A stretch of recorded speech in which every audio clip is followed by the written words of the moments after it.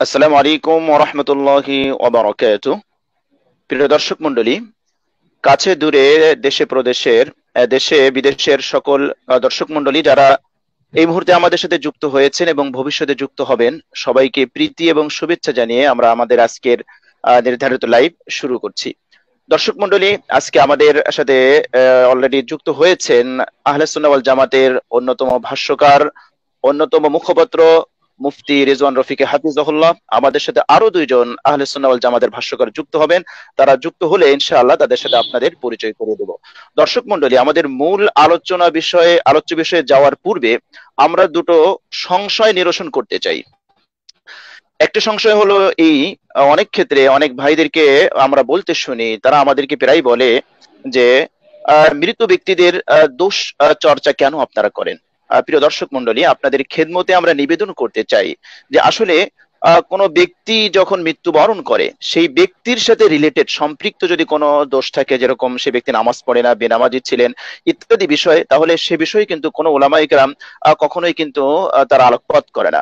আর সেই ব্যক্তি যদি তার লিখনী, তার বক্তব্যের মাধ্যমে এমন কোন চিন্তা, চেতনা, আকীদা রেখে যায় যেগুলো মানুষকে বিভ্রান্ত করতে পারে, তাহলে সেগুলো আলোচনা করার এই দায়ভার উলামায়ে কেরামের উপরই বিশ্বনবী সাল্লাল্লাহু আলাইহি ওয়াসাল্লাম তিনি ন্যস্ত করেছেন। যেমনটি হাদিসের ভিতরে এসেছে, হাদিসটি মিশকাত সহ অনেক গ্রন্থের মধ্যে উল্লেখ করা হয়েছে। হাদিসের সনদ হাসান। আল্লাহ রাসূল বলেছেন, ইয়াহমিলু হাদাল ইলমা মিন কুল্লি খালাফিন উদুলু ইয়ানফুনা আনহু তাহরিফাল গালিন ওয়া ইনতিহালাল মুবতিলিন ওয়া তা'বিরাল জাহিলিন। রাসূল সাল্লাল্লাহু আলাইহি ওয়াসাল্লাম ইরশাদ করেছেন যে এই ইলম বহন করবে, ধারণ করবে, এই এলেমের চর্চা করবে পরবর্তী যুগের ন্যায়পরায়ণ আদর্শবান সন্তানেরা। তারা তিনটি কাজ করবে। কি কাজ? ইয়ানফুনা আনহু তাহরিফাল গালিন, কোন সীমালঙ্ঘনকারী সে যদি কোরআন এবং সুন্নাহর কোন তাহরিফ করে, বিকৃতি সাধন করে, তাহলে সেটাকে প্রতিহত করার এই দায়িত্ব কিন্তু উলামায়ে কেরামের। দুই নম্বর হচ্ছে ওয়াইনতিহারুল মুবতিলিন, কোন বাতিল পন্থী যদি মিথ্যাচার করে কোরআন সুন্নাহ নিয়ে, তাহলে সে ব্যাপারেও কথা বলা, সেটা রদ করার দায়িত্ব উলামায়ে কেরামের। তিন নম্বর হলো ওয়া তা'বিরাল জাহিলিন, কোন অজ্ঞ, কোন মূর্খ ব্যক্তি যদি কোরআন সুন্নাহর অপব্যাখ্যায় লিপ্ত হয়, তাহলে সেটাকে প্রতিরোধ করার এই দায়িত্বও কিন্তু উলামায়ে কেরামের। তাহলে হক্কানি উলামায়ে কেরামকে এই তিনটি দায়িত্ব স্বয়ং বিশ্বনবী মুহাম্মদ রাসূলুল্লাহ সাল্লাল্লাহু আলাইহি সাল্লাম তিনি দিয়েছেন, অর্পণ করেছেন। আর এজন্যই মূলত উলামায়ে কেরাম যখনই কোরআন সুন্নাহর কোনো বিকৃতি দেখে, কোরআন সুন্নাহর কোনো অপব্যাখ্যা দেখে, তাদের জীবনকে বাজি রেখে সেটাকে তারা প্রতিহত করার জন্য তারা আপ্রাণ চেষ্টা করে যায়। কাজেই এ কথা বলার কোনো অবকাশ নেই যে অমুক ব্যক্তি মৃত্যুবরণ করেছে, কেন আপনারা তার দোষ চর্চা করেন। হ্যাঁ, আমরা বলতে চাই সে ব্যক্তি মৃত্যুবরণ করেছে, কিন্তু তার লেখনী, তার বক্তব্যের মাধ্যমে তার চিন্তা চেতনাকে, তার আকীদা, তার ধ্যান ধারণা, তার বিশ্বাসকে তিনি কিন্তু জীবিত রেখে গিয়েছেন। আর এই জীবিত রাখার মাধ্যমেই তিনি কিন্তু বহু মানুষকে গোমরাহ করছেন, বিভ্রান্ত করছেন, যেটাকে রদ করার জন্যই উলামায়ে কেরামের এই চেষ্টা। দুই নম্বর হলো, আমরা যখন কোনো বাতিল পন্থীর কোন ইসলামের অপব্যাখ্যাকারীর কোন ব্যাখ্যা বা কোনো ভুল আমরা শুধরে দেওয়ার জন্য আমরা আলোচনা করি, তখন এক শ্রেণীর উলামায়ে কেরাম আমাদেরকে তারা এ কথা বলে গালি দেয় যে আমরা অপরের দোষ চর্চাকারী, গীবতকারী ইত্যাদি ইত্যাদি ট্যাগ লাগায়। আমরা এখানে আমাদের সেই সকল ভাইদের খেদমতে নিবেদন করতে চাই, প্রিয় ভাই ও বোনেরা, আসলে আপনারা জেনে থাকবেন যে গীবত করা এটা ইসলামের নিন্দনীয়, কিন্তু কোন কোন ক্ষেত্রে গীবত করা বা মানুষের ভুলগুলো শুধরে দেওয়া বা উম্মাহকে সতর্ক করার জন্য চেষ্টা করা এটা জায়েজ, এই বিষয়গুলো আমাদের জানা থাকা দরকার। মহাগ্রন্থ আল কোরআন কারীমের মধ্যে আল্লাহ সুবহানাহু ওয়া তাআলা ইরশাদ করেছেন, লা ইউহিব্বুল্লাহুল জাহরা বিল কওলি মিনাস সুই ইল্লা মান যুলিম। আল্লাহ সুবহানাহু ওয়া তাআলা এটা পছন্দ করেন না যে কোনো খারাপ কাজ এটাকে প্রকাশ করা হোক, এটাকে চর্চা করা হোক, এটা আল্লাহ পাক পছন্দ করেন না। ইল্লা মান যুলিম, তবে যদি কোনো ব্যক্তি জুলুমের শিকার হয়, তাহলে বোঝা গেল যে এখানে এক্সেপশনাল কিছু আছে, ব্যতিক্রম কিছু আছে। ঠিক একইভাবে কোনো ব্যক্তি যদি জুলুমের শিকার হয়, তাহলে জালেমের দোষ গুণ এটা কিন্তু বর্ণনা করা যায়। অনুরূপভাবে কোনো ব্যক্তি যদি চুরি করার, ডাকাতি করার, ধর্ষণ করার, লুটতরাজ করার, দুর্নীতি করার কোন ফন্দি আটে, এগুলো কিন্তু জনসম্মুখে বলার অনুমতি স্বয়ং শরীয়ত দিয়েছে। একইভাবে কোন ব্যক্তি যদি দিন প্রচারের নামে উম্মাহকে গোমরাহ করে, কোরআন এবং সুন্নাহর বিকৃতি সাধন করে, সেটাকে শুধরে দেওয়া এটার অনুমতিও কিন্তু আছে। বিচারকের সামনে বিচার প্রার্থী যার বিরুদ্ধে আদালতে মামলা দায়ের করবে, তার কিন্তু দোষ চর্চা করা বা গুণ বর্ণনা করার এই সুযোগগুলো আছে।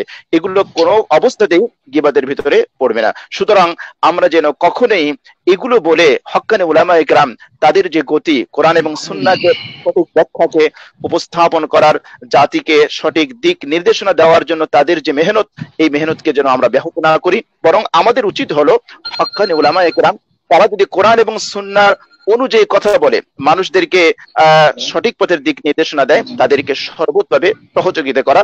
আপনাদের এই সহযোগিতার আশাবাদ ব্যক্ত করেই দর্শক মন্ডলী, আমরা আমাদের মূল আলোচনায় চলে যাচ্ছি। আলহামদুলিল্লাহ, ইতিমধ্যে আমাদের একজন আলোচক আমাদের সাথে যুক্ত হয়েছেন, যার পরিচয় নতুন করে তুলে ধরার কোনো অবকাশ রাখে না, যিনি বাতিলের আতঙ্ক আলহামদুলিল্লাহ মিডিয়ায় ইতিমধ্যে যিনি শক্ত অবস্থান করে নিয়েছেন, হক ও হাক্কানিয়াতের মুখপাত্র, আহলে সুন্নাহ ওয়াল জামাতের ভাষ্যকার, আমাদের সকলের প্রিয় মুফতি রিজওয়ান রফিকি হাফিজাহুল্লাহ। মুফতি রিজওয়ান রফিকি হাফিজাহুল্লাহ, নিঃসন্দেহে আপনি আমাকে শুনতে পাচ্ছেন? জি, শুনতে পাচ্ছি। আসসালামু আলাইকুম আসসালামু আলাইকুম। রাহমাতুল্লাহ। ওয়ালাইকুম আসসালাম ওয়া রাহমাতুল্লাহি ওয়া বারাকাতুহু। মুহতারাম, কেমন আছেন? আছি, আল্লাহ তাআলার খাস মেহেরবানি, আপনাদের সকলের নেক দোয়া এবং যারা আমাদের আহবাব রয়েছেন আহলে হকের সম্পৃক্ততার সাথে, যাদের সাথে আমাদের মহব্বত আছে, সকলের ভালোবাসাই আল্লাহ পাক খুব ভালো রেখেছেন আলহামদুলিল্লাহ। জি মোহতারাম, আলহামদুলিল্লাহ, আপনাকে ধন্যবাদ জ্ঞাপন করছি, শুকরিয়া জ্ঞাপন করছি।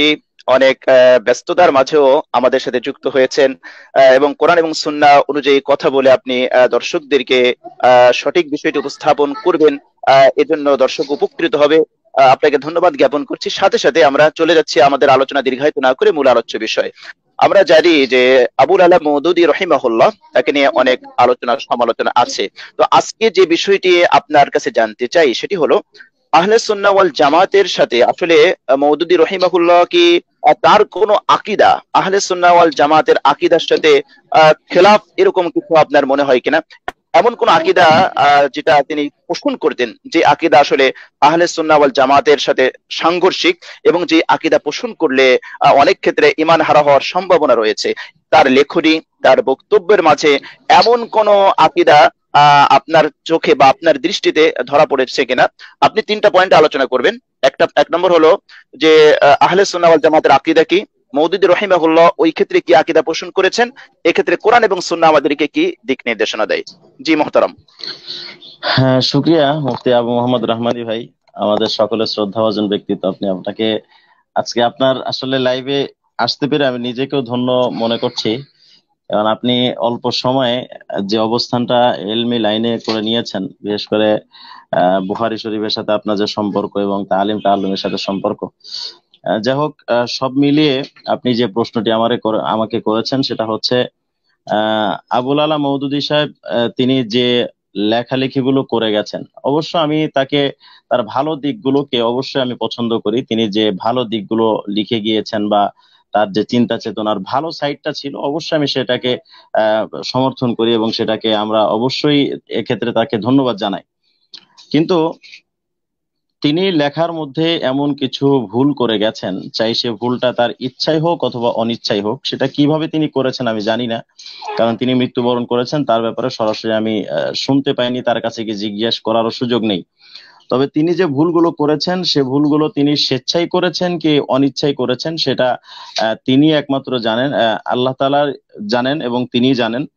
তবে এক্ষেত্রে আমাদের মূল বিষয়টা হলো, কোনো ভুল ইসলাম কেন্দ্রিক যদি হয়, এক্ষেত্রে আমরা একটা কথা আপনি আগেও বলেছেন যে যে লোকটা মারা গিয়েছে তাকে নিয়ে সমালোচনা কেন করা হয়, এটা অনেক ভাই প্রশ্ন করে থাকেন, আমার ফেসবুক কমেন্টসে অনেকে প্রশ্ন করে থাকেন। কিন্তু আমাদের কথা হচ্ছে, কারো ভুল চর্চা করা বা কারো ভুল নিয়ে আলোচনা করা ঠিক তখনই আমরা করি যখন সে বিষয়টি শুধু দিন কেন্দ্রিক হয়। ব্যক্তি কেন্দ্রিক কোনো বিষয় নিয়ে আমরা কারো কিন্তু সমালোচনা কখনো করি না, এবং কারো ব্যক্তিগত ভুল ভ্রান্তি নিয়ে আমরা কখনো সমালোচনা করি না, এটা আমাদের প্রয়োজনীয় বিষয় না।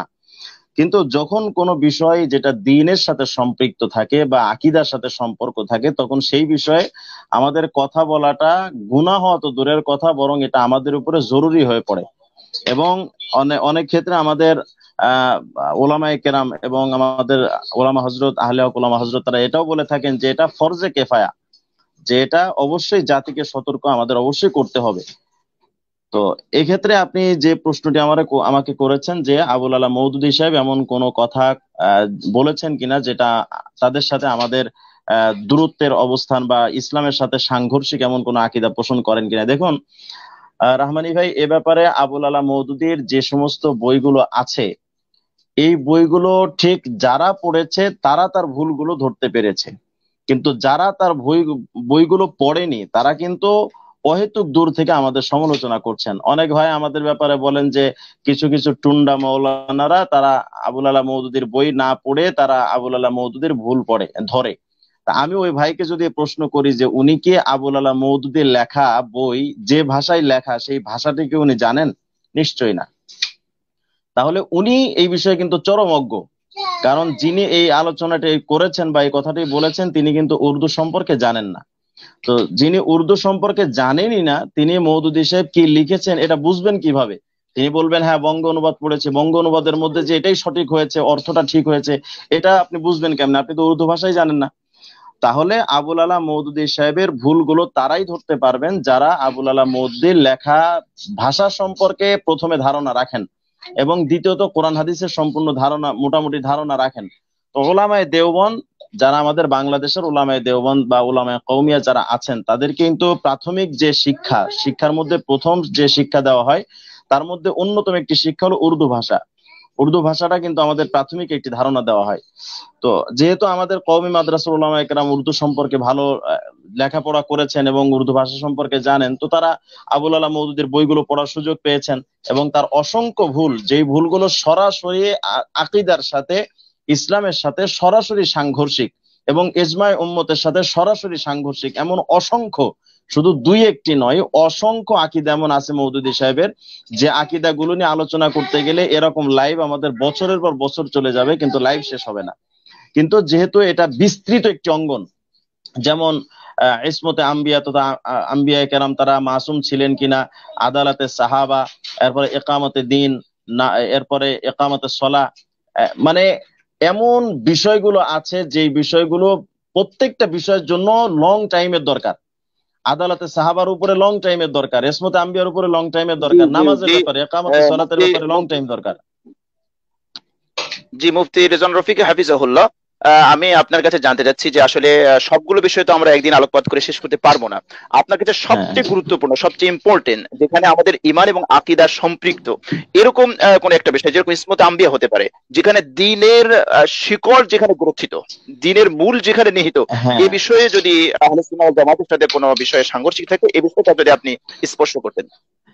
এই বিষয়টি আমি ধারণা করছিলাম যে এই বিষয়ে আলোচনা করতে হবে, কারণ এই বিষয়টি আমার আলোচনা আসার মূল কারণের মধ্যে এটিও একটি, যে গত কয়েকদিন আগে আমাদের বড় ভাই মোহতারাম আবুল কালাম আজাদ বাশার হাফিজাহুল্লাহ, আল্লাহ ওনাকে হিদায়াত নসিব করেন, তো উনি একটি আলোচনার মধ্যে বলেছিলেন যে সাহাবায়ে কেরাম সত্যের মাপকাঠি হবেন কেন? কারণ সাহাবায়ে কেরাম তো ভুল করেছেন। তো সাহাবায়ে কেরাম যদি ভুল করে থাকেন, ভুল করনেওয়ালারা আবার সত্যের মাপকাঠি হয় কিভাবে? তাহলে এই প্রশ্নের জন্য যদি সাহাবায়ে কেরামকে সত্যের মাপকাঠি মানা না যায়, তাহলে আমি যদি আবুল কালাম আজাদ বাশার ভাইকে আমি প্রশ্ন করি যে ভাই ভুল করলেই যদি সত্যের মাপকাঠি হওয়া না যায়, তাহলে রসুল আকরাম সাল্লাল্লাহু আলাইহি ওয়াসাল্লাম সহ তামাম আম্বিয়া কেরাম কিভাবে সত্যের মাপকাঠি হলেন? তিনি তখন আমার কাছে নিশ্চয়ই প্রশ্ন করবেন যে আপনি এই প্রশ্ন করলেন কেন? তখন আমি তার কাছে এই প্রশ্নটা করতে পারি যে আপনাদের দৃষ্টিতে তো আম্বিয়া কেরামও ভুল করেছেন, অর্থাৎ সাহাবায়ে কেরাম ভুল করেছেন, আম্বিয়া কেরামও ভুল করেছেন। তাহলে ভুল করলে যদি সত্যের মাপকাঠি হওয়া না যায়, তাহলে আম্বিয়া কেরাম ভুল করার পরেও তারা সত্যের মাপকাঠি হন কিভাবে? তো এই ক্ষেত্রে আমি ধারাবাহিকভাবে আপনার একটি আলোচনা দিতে চাই। জি এই কথা বলো না বাবা।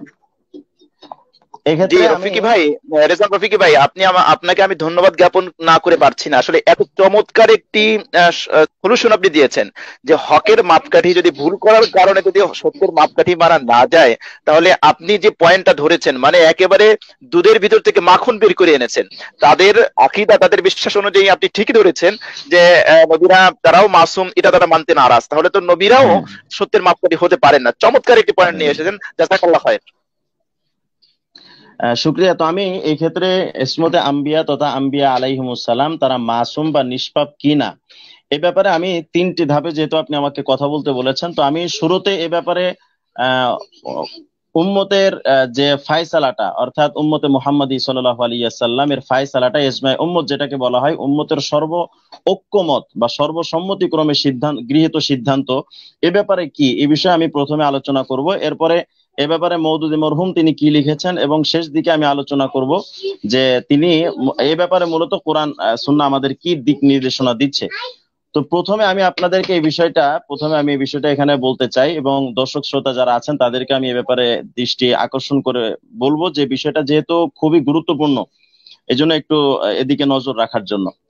প্রথমে এই ব্যাপারে আমি ইজমায়ে উম্মত তথা উম্মতের সর্বসম্মতিক্রমে গৃহীত সিদ্ধান্তটি কি ছিল এ ব্যাপারে আমি মোটামুটি 5টি রেফারেন্স এখানে দিতে পারি। তার মধ্যে 1 নাম্বার রেফারেন্স আমি নিয়ে আসবো আমাদের ইমামে আজম আবু হানিফা রহমতুল্লাহ আলাই, নোমান ইবনে সাবিত রাহিমাহুল্লাহ, তিনি এ ব্যাপারে কি বলেছেন। এ ব্যাপারে আমি আল ফিকহুল আকবার থেকে আমি আবু হানিফা রহমতুল্লাহ আলাইহির লেখা সেই কথাটি আমি বলতে পারি, এবং যে লেখাটি আল আকিদাতুল হানাফিয়ার 203 পৃষ্ঠার মধ্যে লেখা হয়েছে। ইমাম আবু হানিফা রহমতুল্লাহ আলাইহি বলেছেন, নবীদের সম্পর্কে আমাদের আকীদা কি, আহলে সুন্নাহ ওয়াল জামাতের আকীদা কি। আবু হানিফা রহমতুল্লাহ আলাইহি এই ব্যাপারে বলেন, আল আম্বিয়া ও আলাইহিমুস সালাতু ওয়াস সালাম কুল্লুহুম মুনাজ্জাহুন আনিস সাগাইরি ওয়াল কাবায়ের। অর্থাৎ সমস্ত নবী আম্বিয়াগণ পয়গম্বরগণ সবাই সমস্ত সগীরা এবং কবিরা গুনাহ থেকে তারা মুক্ত, তারা পুত পবিত্র। এবং এ ব্যাপারে মালিকি মাযহাবের কাজী আয়াজ রহমতুল্লাহ আলাইহি মালিকি, তিনি 544 হিজরিতে ইন্তেকাল করেছেন। তিনি এ ব্যাপারে বলেছেন, যেটা আন-নিবরাসের যেটা শরহ শারহিল আকাইদ, এটার পৃষ্ঠা 283 নম্বর পৃষ্ঠার মধ্যে তিনি লিখেছেন, কাজী আয়াজ মালিকি রহমতুল্লাহ আলাইহি, আল ইজমাউ আলাল ইসমাতি আনিল কাবাইরি বিলা কাইদিন আমাদান ওয়া সাহওয়ান। অর্থাৎ আম্বিয়া আলাইহিমুস সালাতু ওয়াস সালামের ব্যাপারে সমস্ত উম্মতের ইজমা এবং ঐক্যবদ্ধ সিদ্ধান্ত হলো কোনো শর্ত ছাড়াই যে সমস্ত নবীগণ ইচ্ছায় অনিচ্ছায় সমস্ত কবিরা গুনাহ থেকে তারা মুক্ত। এবং এ ব্যাপারে ইমাম আবু আব্দুল্লাহ মুহাম্মদ ইবনে আহমদ আল আনসারী আল কুরতুবী রহমতুল্লাহ আলাইহি, যিনি 671 হিজরিতে ইন্তেকাল করেছেন, তিনি এ ব্যাপারে বলেছেন, যেটা তাফসিরে কুরতুবীর 202 নম্বর খণ্ডের 2058 নম্বর পৃষ্ঠার মধ্যে আসছে, আল আম্বিয়া ও মাসুমুন আনিল খাতা ওয়াল গালাত ফি ইজতিহাদিহিম। অর্থাৎ সমস্ত নবীগণ তারা তাদের ইজতিহাদের মধ্যেও তারা সম্পূর্ণ নিষ্পাপ ছিলেন, তাদের ইজতিহাদের মধ্যেও তারা কখনো কোনো ভুল করেননি।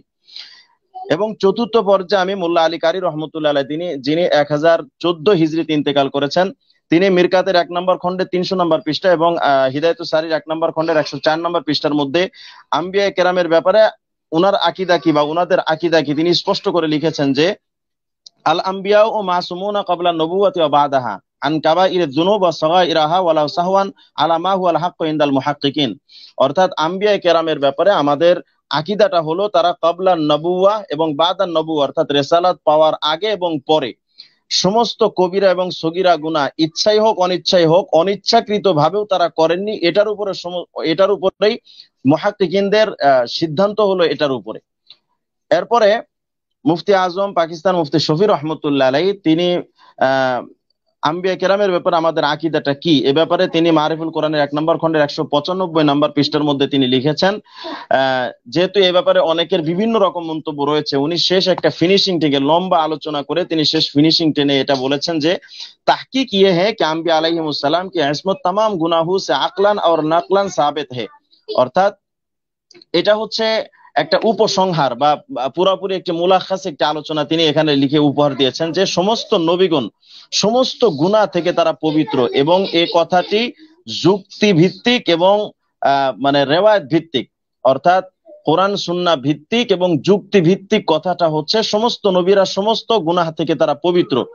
আইম্মে আরবা আর জমহুরে উম্মত কা ইস পর ইত্তেফাক হ্যায়, 4 ইমামগণ এবং জমহুরে উম্মত এই ব্যাপারে পুরাপুরি সকলের ঐক্যবদ্ধ সিদ্ধান্ত কে আম্বিয়া আলাইহিমুস সালাম तमाम छोटे बड़े गुनाहों से महफूज होते हैं, যে সমস্ত নবীগণ ছোট বড় সমস্ত গুনাহ থেকে তারা একেবারে মুক্ত থাকেন। और बाज लोगों ने जो ये कहा है कि सगीरा गुनाह उनसे भी सरजद हो सकते हैं, जमहुरे उम्मत के नजदीक सही नहीं। অর্থাৎ কিছু কিছু উলামায়ে কেরাম যে কথা বলেছেন যে নবীদের থেকে ছোট গুনাহ হতে পারে, এটা এ কথাটি সহি নয়। তো এ ব্যাপারে আসলে আরো বিস্তারিত আলোচনা রয়েছে। আমি শুরুতেই শুধু এ কথাটি বোঝাতে চেয়েছি যে উম্মতের ঐক্যবদ্ধ সিদ্ধান্ত হলো যে সমস্ত আম্বিয়া কেরাম বা নবীগণ তারা সমস্ত সগীরা গুনাহ ইচ্ছায় অনিচ্ছায়, সগীরা কবিরা ইচ্ছাই হোক অনিচ্ছাই হোক, তারা সমস্ত প্রকার গুনাহ থেকে নবীগণ পবিত্র। এটাই হচ্ছে উম্মতের এজমা। কিন্তু এই উম্মতের এজমাকে প্রত্যাখ্যান জি করে জি এবং মোহতারাম, জি মোহতারাম মোহতারাম, আপনি চমৎকার আলোচনা করেছেন। আমার মনে হয় দর্শক বৃন্দ এতক্ষণে যাদেরকে আল্লাহ পাক আকল দিয়েছেন, বিবেক দিয়েছেন, সমঝ দিয়েছেন, আমার মনে হয় এতক্ষণ পর্যন্ত তারা বুঝতে পেরেছে যে নবী আলাইহিমুসসালাতু ওয়াসসালাম, আম্বিয়া আলাইহিমুসসালাতু ওয়াসসালাম, তাদের ব্যাপারে আহলে সুন্নাহ ওয়াল জামাতের আকীদা কি। আপনি একেবারে রেফারেন্স সহ, একেবারে পৃষ্ঠা সহ লাইন শব্দে বলে দিয়েছেন। আমরা জানি যে আল্লাহ পাক যাদেরকে হেদায়েত দিবেন না, এরপরেও তারা গালিগালাজ করবে, এরপরেও তারা সমালোচনা করবে, কিন্তু দালিলিক ভাবে প্রমাণ করার মতো কোনো কিছু তাদের হাতে নেই, একাডেমিকলি প্রমাণ করার মতো কোনো কিছু তাদের তবে হাতে নেই। জি, তারা শুধু গালি দিয়েই আমাদেরকে বলতে হবে। এবং আমি বলতে চাই যে আপনি আলহামদুলিল্লাহ আহলে সুন্নাহ ওয়াল জামাতের আকীদাকে স্পষ্ট করতে পেরেছেন, আলহামদুলিল্লাহ। আপনি দ্বিতীয় ধাপে যেতে পারেন। শুকরিয়া, আলহামদুলিল্লাহ। তবে আমি এই ক্ষেত্রে আপনার কথার সাথে কথা রেখে একটি কথা বলতে চাচ্ছি। আসলে আমরা কখনো গালিতে বিশ্বাস করি না। যে সমস্ত ভাইয়েরা আমাদেরকে গালি দেন, দেখবেন আমি কোনো গালির পাল্টা গালির জবাবও দেই না। কারণ গালি আমরা দেওয়াটাকে সমর্থন করি না, এবং যারা গালিগালাজ করেন তাদের জন্য আমরা নেক দোয়া করি, আল্লাহ ওনাদেরকে হেদায়েত নসিব করেন। তবে এ ব্যাপারে আপনি যেটা বলেছেন, দ্বিতীয় ধাপের আমার এখন আলোচনা শুরু হবে, সেটা হচ্ছে যে মওদুদী মরহুম এ ব্যাপারে কি বলেছেন। তো আমার এ ব্যাপারে আমি ইজমায়ে উম্মত অথবা উম্মতের ঐক্যবদ্ধ সিদ্ধান্ত এজন্য আলোচনা করলাম যে রাসূল সাল্লাল্লাহু আলাইহি ওয়াসাল্লাম একটা হাদিসের মধ্যে বলেছেন, লা তাজতামি উম্মতি আলা দালালা, অর্থাৎ আমার উম্মত কখনো কোনো ভ্রষ্ট বিষয়ের উপরে তারা ঐক্যবদ্ধ হবে না। যদি হয় তাহলে বুঝতে হবে ওটা হক। মানে এখানে রাসূল সাল্লাল্লাহু আলাইহি ওয়াসাল্লামের কথার মানে পজিটিভ সাইডটা আমরা যদি এখন নিয়ে আসি, যে উম্মত ভ্রষ্টতার উপরে ঐক্যবদ্ধ হবে না, তার অর্থ হচ্ছে যদি হয় তাহলে বুঝতে হবে ওটা সঠিক। কারণ রাসূল সাল্লাল্লাহু আলাইহি ওয়াসাল্লাম মা ইয়ানতিকু আনিল হাওয়া ইন হুয়া ইল্লা ওয়াহয়ু ইউহা। তাহলে উম্মতের ইজমা যেহেতু এই ব্যাপারে যে নবীগণ মাসুম বা নিষ্পাপ ছিলেন, উম্মত যেহেতু এটার উপর ঐক্যবদ্ধ সিদ্ধান্ত হয়েছে, তাহলে এই উম্মতের ঐক্যবদ্ধ সিদ্ধান্ত হওয়া মানেই হলো এটা কিন্তু নবীজি সাল্লাল্লাহু আলাইহি ওয়াসাল্লামের সিদ্ধান্তই কেমন জানি আল্লাহ পাক উম্মতের ফকিদের মুখ থেকে ইজমায়ে উম্মতের মাধ্যমে এটা প্রচার করিয়ে দিলেন। তো আমরা এই বিষয়ে ইজমায়ে উম্মত শুনলাম। দ্বিতীয় পর্যায়ে আমি যে কথাটি বলবো সেটা হচ্ছে যে মওদুদী মরহুম এ ব্যাপারে মূলত কি বলেছেন।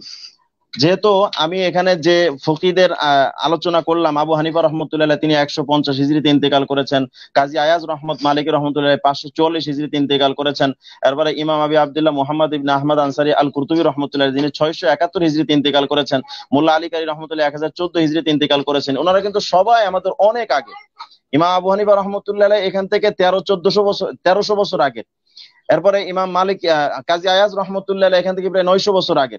তাহলে 900 বছর আগে, 1300 বছর, 1200 বছর আগের গৃহীত সিদ্ধান্তকে উপেক্ষা করে এবং অগ্রাহ্য করে মওদুদী মরহুম যে জঘন্য কথাগুলো তিনি বলেছেন, এগুলো আমরা মানে কিভাবে এগুলো আমরা সমর্থন করতে পারি, এটা আমাদের সকলের কাছে মানে প্রশ্ন রাখতে আমি চাই। কারণ মওদুদী মরহুম কি লিখেছেন এ ব্যাপারে যদি আমি এক এক করে সমস্ত আম্বিয়া কেরামের, অধিকাংশ আম্বিয়া কেরামের এবং বড় বড় নবীদের ব্যাপারে যে জঘন্য উক্তিগুলো করেছেন, এগুলো সব আলোচনা করতে গেলে রহমানী ভাই অনেক টাইমের দরকার। আমি শুধু কয়েকটি গুরুত্বপূর্ণ অপশন আমি এখানে তুলে নিয়ে আসছি।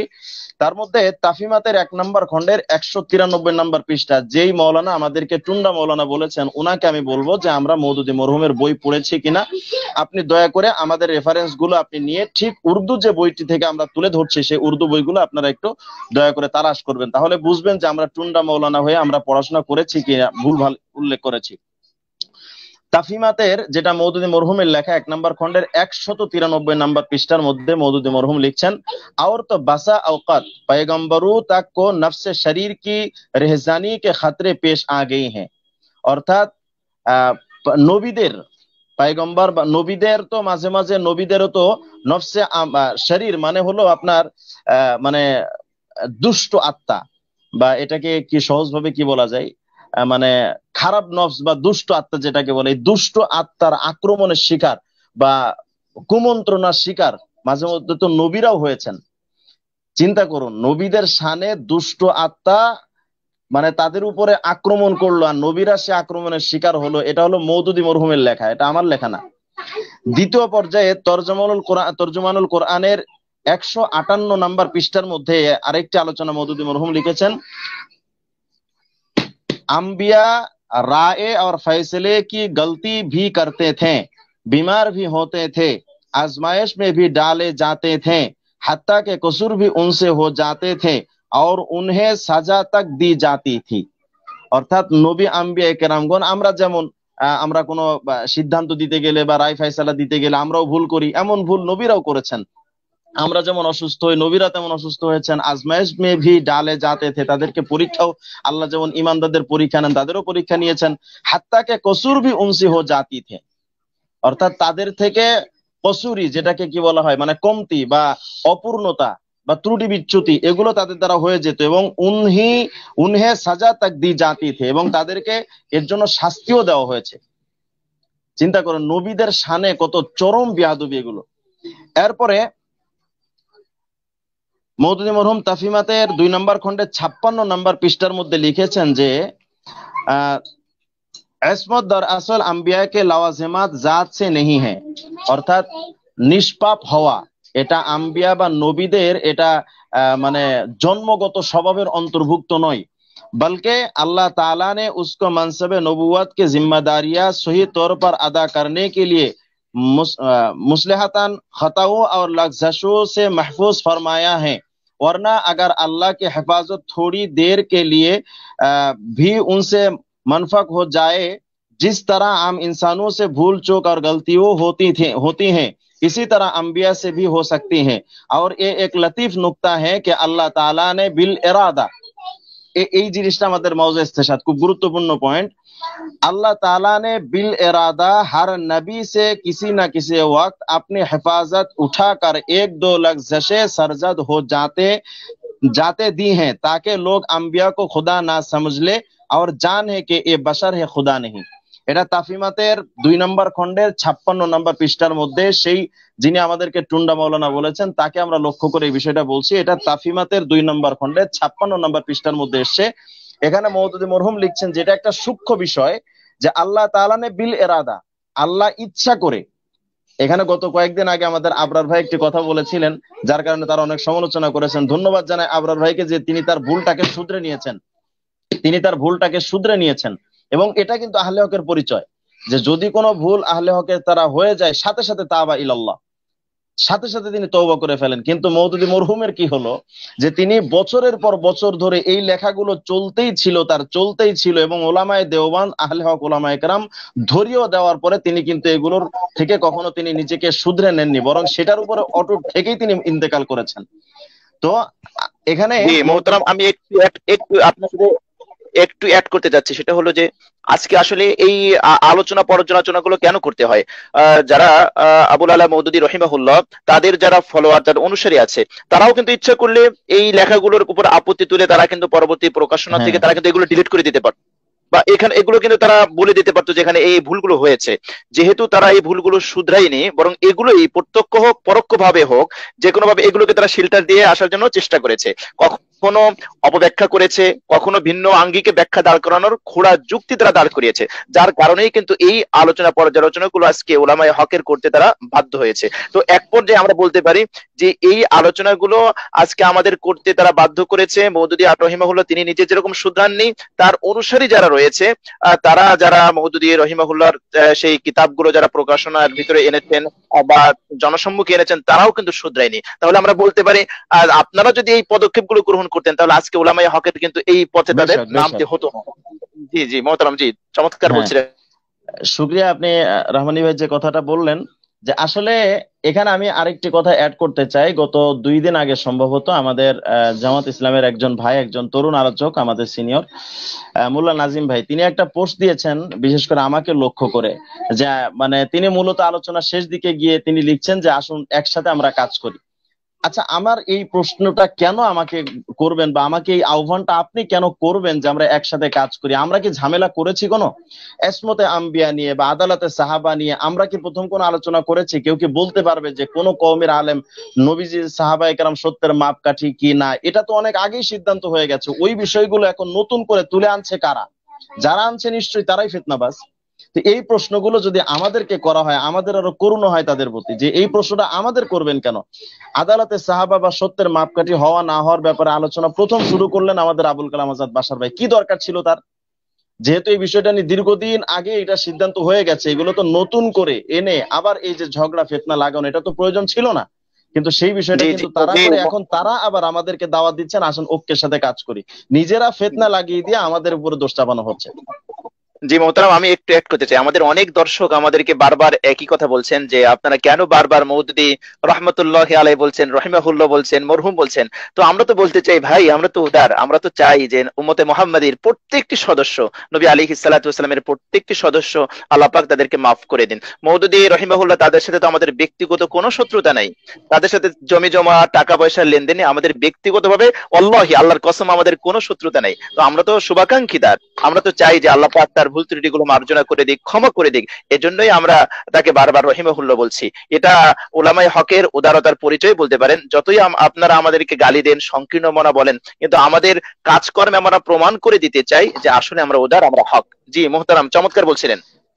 হ্যাঁ, এক্ষেত্রে আমি ওই বিষয়টা বলি, রাসূল সাল্লাল্লাহু আলাইহি ওয়াসাল্লাম আমাদেরকে শিখিয়েছেন যে আল্লাহুম্মা গফির লিল মুমিনিনা ওয়াল মুমিনাতি, দোয়াটা বেশি বেশি করার জন্য। এখানে একটা আমলের কথাও বলে দেই, যদি কোনো ব্যক্তি দোয়াটি করে আল্লাহুম্মা গফির লিল মুমিনিনা ওয়াল মুমিনাত, তাহলে গোটা পৃথিবীর বর্তমান যত মুমিন মুমিনাত আছে সকলের সমপরিমাণ সওয়াব হবে। তো আমরা এই ক্ষেত্রে বলতে চাই, মওদুদী মরহুম তো কাফেরও ইন্তেকাল করেননি বা বেঈমান হয়ে তো ইন্তেকাল করেননি, তিনি মুসলিম হিসেবে ইন্তেকাল করেছেন। আর রাসূল সাল্লাল্লাহু আলাইহি ওয়াসাল্লাম সমস্ত মুসলিমদের জন্য দোয়া করতে বলেছেন, বিধায় আমরা তাকে নিয়ে দোয়া করি বা মরহুম বা রহমতুল্লাহ আলাইহি ইত্যাদি শব্দ আমরা ব্যবহার করি।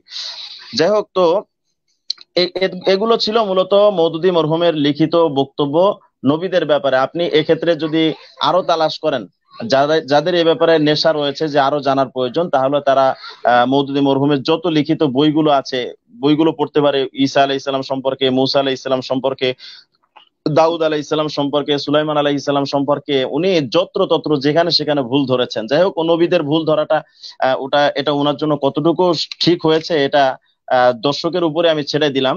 যে আমরা উম্মত নবীদের ক্ষেত্রে যাদেরকে আল্লাহ পাক ইস্তেফাহুম, যাদেরকে আল্লাহ পাক নির্বাচিত করেছেন, তাদের ক্ষেত্রে ভুল ধরাটা এটা কত বড় দুঃসাহসের ব্যাপার, এটা ওনাদের উপরে ছেড়ে দিলাম, ওনাদের বিবেকের উপরে। যাই হোক, এখন এখানে মূলত মওদুদী সাহেব যে কথাটি বলেছেন যে नबीদের উপর থেকে बिल अल्लाह ताला ने बिल इरादा हर नबी से किसी ना किसी वक्त अपनी हिफाजत उठाकर 1-2 लग्जशे सरजद हो जाते दी हैं। অর্থাৎ মাঝে মধ্যে নবীদের উপরে তার যে সংরক্ষণ যে ব্যবস্থাপনাটা আল্লাহ পাকের ছিল নবীদের উপরে গুনাহ না করার যে সংরক্ষণ ব্যবস্থাপনা, এটা মাঝে মধ্যে উঠিয়ে নিয়ে নবীদের থেকে আল্লাহ ইচ্ছা করেই দুই একটি ভুল হওয়ার সুযোগ দিয়েছেন। কেন? তাকে লোক আম্বিয়া কো খুদা না সমঝলে, যেন মানুষে নবীদেরকে আল্লাহ বা স্রষ্টা মনে করে না নেয়, আর জানলে কে বাশার হে খুদা নেহি, এবং সবাই যেন এটা বুঝতে পারে যে এটা এনারা হচ্ছে আল্লাহর বান্দা, এরা খোদা না। আচ্ছা, এটা কত বড় হাস্যকর একটা খোড়া যুক্তি। রহমানী ভাই, আপনি একটু ভাবেন যে একজন মানুষ আল্লাহ না, এটা বুঝাতে গেলে তাকে দিয়ে গুনাহ করানো লাগবে। আচ্ছা, আমরা যদি এই ব্যাপারে যুক্তি পেশ করি, তাহলে আমরা যদি এই বিষয়টা পেশ করি যে তারাও তো আল্লাহর সৃষ্টি, কিন্তু মওদুদী মরহুম তো নিজেও স্বীকার করবেন যে কোনো ফিরিস্তা গুনাহ করেন নাই। তাহলে গুনাহ না করার পরও ফিরিস্তাদের কেউ কি আল্লাহ মনে করে? এটা কতটুকু একটি খোড়া যুক্তি, এটা আসলে আমার বুঝে আসে না। এই খোড়া যুক্তিটা দিয়েই মূলত আসলে এখানে বলতে খারাপ লাগে, কিন্তু তারপরে না বললেও নয়, চোর চুরি করলেও দুই একটি নমুনা রেখে যায়। তো আসলে এই শব্দটাই একটি নমুনা, যে এটা একটি ভ্রান্ত কথা ছিল, যে মানুষ তাকে যেন মানুষ মনে করে, খোদা না মনে করে, এই জন্য তাকে দিয়ে ভুল করাইছে। তো আসলে এই কথাটি যেমন ঠিক নয়, অর্থাৎ মানুষ মনে করাইতে গেলে গুনাহ করানো লাগে, এটা যেমন ঠিক নয়, মানুষ মানে মনে করাইতে গেলে গুনাহ করানো লাগে, এটা যেমন ঠিক নয়, ঠিক তেমনি ভাবে একই বিষয় যে নবীদের দ্বারা আল্লাহ পাক হেফাজতের জন্য উঠিয়ে নিয়ে কখনো গুনাহ করার সুযোগ দেন। আলহামদুলিল্লাহ, আমাদের ফরাইজি ভাই চলে আসছেন, শুকরিয়া, আলহামদুলিল্লাহ। জি দর্শক মন্ডলী, আলহামদুলিল্লাহ একটু আপনাদের সাউন্ড গুলো আনমিউট করেন। রফিকি ভাই সাউন্ডটা একটু অফ করে দেন। লুৎফর রহমান ফারাইজি ভাই আপনার সাউন্ড একটু অফ করে দেন, যাতে নয়েজ করবে না। মিউট লেখা আছে ওখানে চাপ দিন, যাতে আনমিউট হয়ে যায়।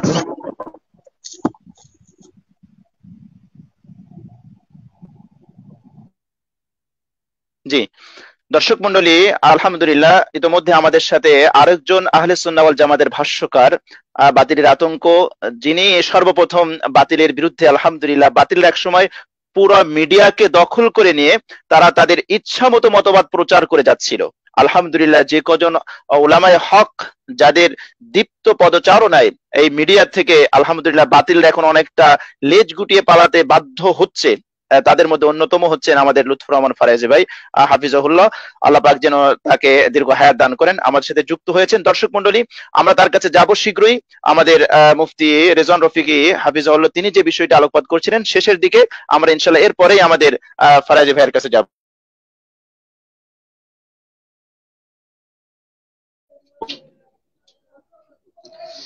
ইনশাআল্লাহ। শুক্রিয়া, আলহামদুলিল্লাহ। আসলে আমার আলোচনা প্রায় শেষের দিকেই। আমি মূলত এখানে সময়টা এখানে গুছিয়ে নিয়ে আসবো, যেহেতু আমাদের বড় ভাই, আমাদের সকলের সারতাজ। আমি আসলে এক্ষেত্রে আমি এখানে না বললেই নয় যে আসলে মিডিয়াতে আমার ব্যক্তিগতভাবে আসাটা ফরাইজি ভাইয়ের মানে ওই শুরু লগ্নে সেই ভিডিওগুলো দেখে মূলত আমার মানে ভেতরে এই শখটা বা এই আগ্রহটা, রগবতটা তৈরি হয়েছিল। মূলত আমার মিডিয়াতে আসার পেছনে মূল মানে আগ্রহটা তৈরি হয়েছে মূলত ফরাইজি ভাইয়ের মাধ্যমে, আলহামদুলিল্লাহ। এবং আমি সত্য কথা বলতে ফরাইজি ভাইয়ের দীপ্ত আলোচনাগুলো আমাকে, বিশেষ করে আমার নিজেকেও জাগ্রত করে যে আসলে আহলে হকের মধ্যে সব দিকের আলোচক থাকা দরকার। কেউ থাকবেন শক্তভাবে, কেউ থাকবেন গরম ভাবে, সব দিকের আলোচক থাকা দরকার। আমি বিশেষ করে ফরাইজি ভাইকে মাঝে মধ্যে আমি বলি যে ভাই, আহলে হাদিসের আব্দুর রাজ্জাক বিন ইউসুফ অথবা আরো যারা শায়েখ রয়েছেন, তারা আপনাকে যে পরিমাণ ভয় পায়, মানে আসলে এটা একটা একটা রোগ এক কথায়। যাই হোক, আলহামদুলিল্লাহ আমাদের ফরাইজি ভাই আজকে আসছেন। আমি সংক্ষেপেই বড় ভাই মানে সময়টা কম করে নিয়ে আমি শেষ করে দিব আলোচনা। তো আমি মূলত ইতিপূর্বে আলোচনার মধ্যে দুটি অপশন আমি শেষ করেছিলাম। এক নম্বর হচ্ছে এজমে উম্মত তথা উম্মতের সর্বসম্মতিক্রমে সিদ্ধান্ত কি ছিল ইসমতে আম্বিয়ার ব্যাপারে, এবং দ্বিতীয় পর্যায়ে আলোচনা করেছিলাম মওদুদী মরহুম এ ব্যাপারে কি বলেছেন। তো আমাদের মূলত এই আলোচনাগুলো সামনে রেখে এখন আমরা দেখতে পাচ্ছি যে মওদুদী মরহুমের কথা এবং এজমে উম্মত তথা উম্মতের সর্বসম্মতিক্রমে গৃহীত সিদ্ধান্ত পুরাপুরি একেবারে এপার ওপার, সম্পূর্ণ বিপরীত। তাহলে এই ক্ষেত্রে এখন আমাদের মূলত কোরআন হাদিস কি বলে আমাদেরকে সেদিকে যেতে হবে। তো আমি এক্ষেত্রে লম্বা আলোচনা রয়েছে, অসংখ্য হাদিস এবং অসংখ্য আয়াত রয়েছে। আমি শুধু সামান্য কয়েকটি আমি আপনাদের সামনে পেশ করব। তার মধ্যে একটি হচ্ছে সূরা আরাফের সূরা হিজরের 39 এবং 40 নাম্বার আয়াত আমি এখানে পেশ করতে পারি। তার মধ্যে একটা আয়াত হচ্ছে আল্লাহ পাকের সামনে থেকে যখন শয়তান যখন মারদুদ হলো, শয়তান মারদুদ হওয়ার সময় শয়তান আল্লাহকে বলে দিল যে আল্লাহ, আমি তোমার বান্দা দিগকে তাদেরকে আমি পথভ্রষ্ট করে ছাড়বো। কিন্তু আল্লাহ তাআলা ওই সময় বলে দিলেন যে আমার বান্দা যারা, ইন্না ইবাদি লাইসা লাকা আলাইহিম সুলতান, অর্থাৎ আমার বান্দা যারা, অর্থাৎ আমার নির্বাচিত বা মুমিন বান্দা যারা, তাদের উপরে তোমার কোনো কর্তৃত্ব চলবে না, তাদের উপরে তোমার কোনো ক্ষমতা চলবে না। সেই সময় শয়তানও কিন্তু আল্লাহর কাছে এ কথাও স্পষ্ট করে দিল যে ইল্লা ইবাদাকা মিনহুমুল মুখলাসিন, তোমার তোমার বান্দাদের মধ্যে যে সমস্ত বান্দাগুলো সত্যনিষ্ঠ বান্দা বা ইখলাসওয়ালা বান্দা, মুখলিস বান্দা, তাদেরকে আমি গোমরা করতে পারবো না। এ কথা কিন্তু মারদুদ শয়তানও কিন্তু আল্লাহর কাছে বলে আসলো। অর্থাৎ আল্লাহ পাকের সিদ্ধান্ত হলো আমার মুখলেস বা আমার সত্যনিষ্ঠ বান্দা বা মুমিন বান্দাদের গোমরা করতে পারবে না, এবং শয়তানও স্বীকার করে নিল যে তোমার নেককার বান্দা বা মুমিন বান্দাদের আমি পথভ্রষ্ট করতে পারবো না। তো এখানে আমি একটি বিষয় বোঝাতে চাচ্ছি যে নেককার বান্দা বা মুমিন বান্দাদেরকে শয়তান পথভ্রষ্ট করতে পারবে না, এটা আল্লাহর যেমন সিদ্ধান্ত, শয়তানেরও তেমন স্বীকারোক্তি। তাহলে এই নেককার বান্দাদের মধ্যে সর্বোচ্চ নেককার হলেন তো নবীগণ, মানে নেককারদের মধ্যে উচ্চ স্তরের নেককার হলো নবীগণ। তো সাধারণ ইমানদারদের যদি শয়তান পদস্খলন বা পথভ্রষ্ট করতে না পারে, নবীদেরকে পেরেছেন, এটাকে শয়তানও বিশ্বাস করে? নিশ্চয় শয়তানও কিন্তু এটা বিশ্বাস করে না। কিন্তু মওদুদী মরহুম এক্ষেত্রে তিনি বিশ্বাস করেছেন যে নবীদের দিয়েও আল্লাহ পাক অনেক ভুল করিয়েছেন। যাই হোক, ওনার জন্য আমরা এই বিষয়ের জন্য দোয়া করি। দ্বিতীয় পর্যায়ে সূরা আরাফের 61 নম্বর আয়াতের মধ্যে হযরত নূহ আলাইহিস সালামের ব্যাপারে আল্লাহ তাআলা স্পষ্ট বলছেন যে ক্বালা নূহ ইয়া কওমি লাইসা বি যালালা ওয়ালাকিন্নী রাসূলুম মির রাব্বিল আলামিন। অর্থাৎ তার কওমরা, নূহ আলাইহিস সালামের কওমরা বলল যে তুমি তো পথভ্রষ্টতার মধ্যে রয়েছো, ভ্রষ্টতার মধ্যে রয়েছো, দিকভ্রান্ত তুমি। তখন নূহ আলাইহিস সালাম বললেন, আরে আরে তোমরা কি বলো এটা, হে আমার সম্প্রদায়, লাইসা বি যালালা, আমার সাথে কোনো ভ্রষ্টতা নেই, ওয়ালাকিন্নী রাসূলুম মির রাব্বিল আলামিন, বরং আমি তো বিশ্বপালক প্রতিপালকের পক্ষ থেকে একজন প্রেরিত রাসূল। আমি এখানে বিষয়টি বোঝাতে চাচ্ছি, যালালা এবং রিসালাত একসাথে কখনো একত্রিত হওয়া সম্ভব না, এটা মুহাল। যার কারণে নূহ আলাইহিস সালাম এখানে স্পষ্ট বলেছেন আমি তো কোনো ভ্রষ্টতার মধ্যে নেই, কারণ আমি তো রসুল। তাহলে জলালার সাথে কোনো ক্ষেত্রে ভ্রষ্টতা না থাকার মূল যে কারণের মধ্যে এটা একটা, যে তিনি রসুল হবেন, অর্থাৎ রসুল হলে দলালা থাকতে পারবে না, রাত এবং দিন একসাথে থাকতে পারে না। তাহলে এই আয়াতের দ্বারা আমরা বুঝতে পারি যে নবীদের যেহেতু রেসালাত বা নবুয়তের সাংঘর্ষিক হলো দলালা বা ভ্রষ্টতা, অতএব কোন নবীর সাথে কোন নবীর নবুয়ত এবং রেসালাতের সাথে ভ্রষ্টতা একত্রিত হতে পারেনি, অতএব তারা এক্ষেত্রে মাসুম ছিলেন। এবং আমাদের আমাদের রসুলের ব্যাপারে মওদুদী মরহুম তো বলেছেন যে আমাদের রসুলের ব্যাপারে তিনি কি বলেছেন, এক্ষেত্রে আমি একটু বলে নেই। তাফহিমুল কোরআনের 6 নম্বর খণ্ডের 110 নম্বর পৃষ্ঠার মধ্যে মওদুদী মরহুম আমাদের রসুল মুহাম্মদ সাল্লাল্লাহু আলাইহি সাল্লাম সম্পর্কে বলছেন যে सूरा नसर 3 नंबर आयत तफसीर करते गए তিনি লিখছেন, यानी अपने रब से दुआ मांगो कि जो खिदमत उसने तुम्हारे सपर्द की थी उसको अंजाम देने में तुमसे जो भूल चूक या कोताही, खूब ख्याल करा, जो भूल चूक या कोताही भी हुआ उससे चशमपोशी और दरगुजर फरमाए।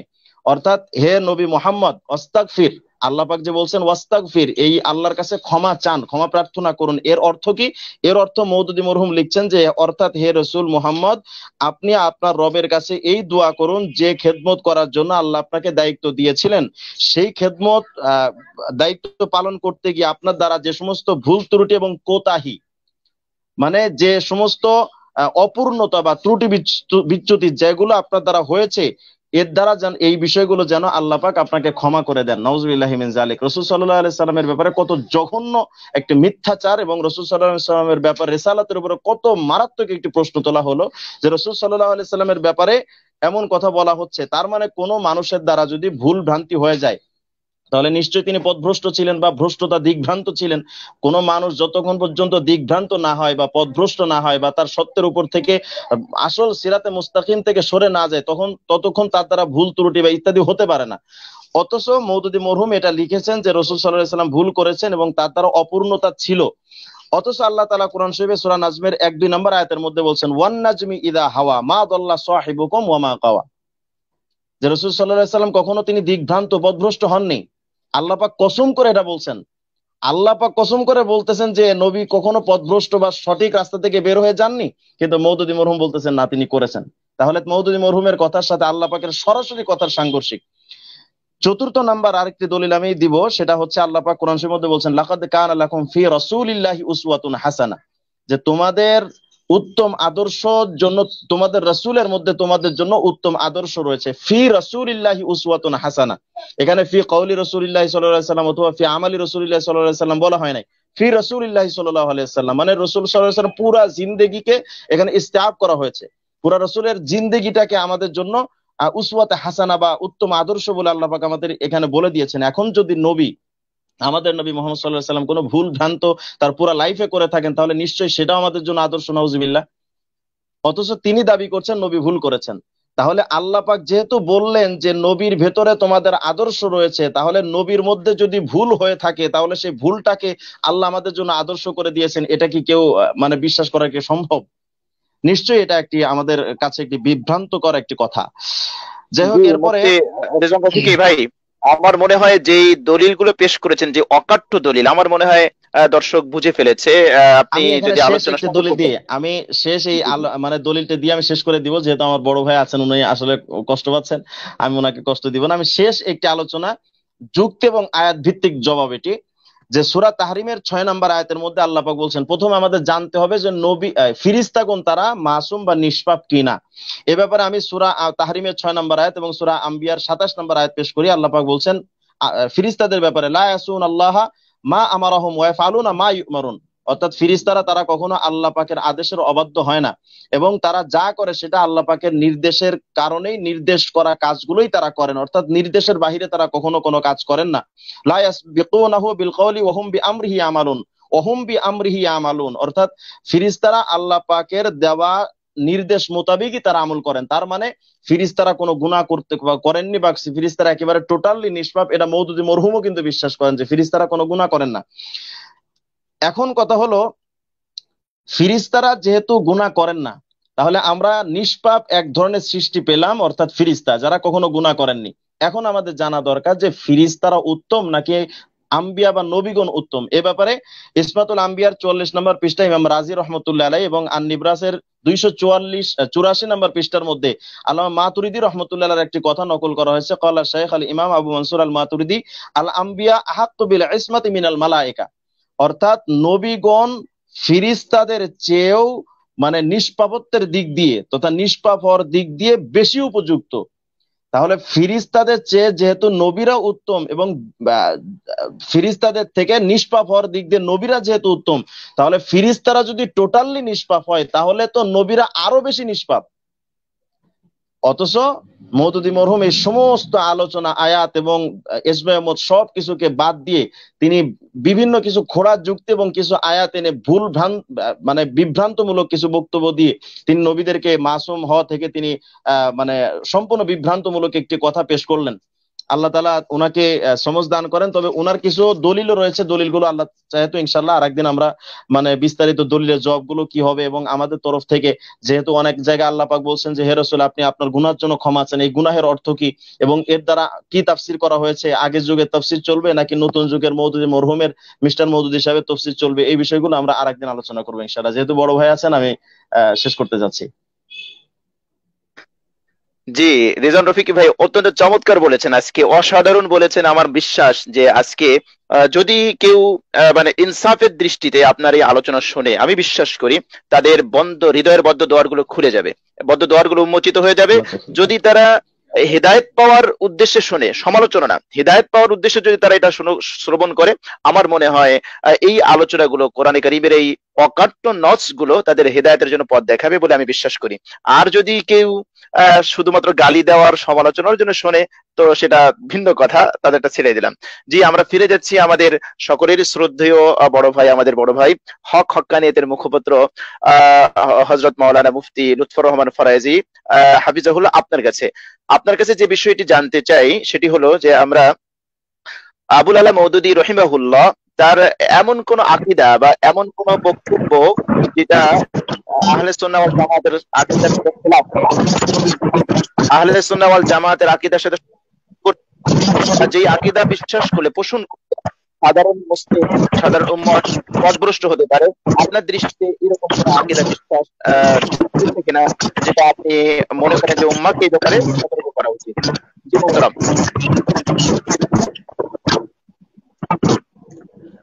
আসসালামু আলাইকুম ওয়া রাহমাতুল্লাহি ওয়া বারাকাতুহু।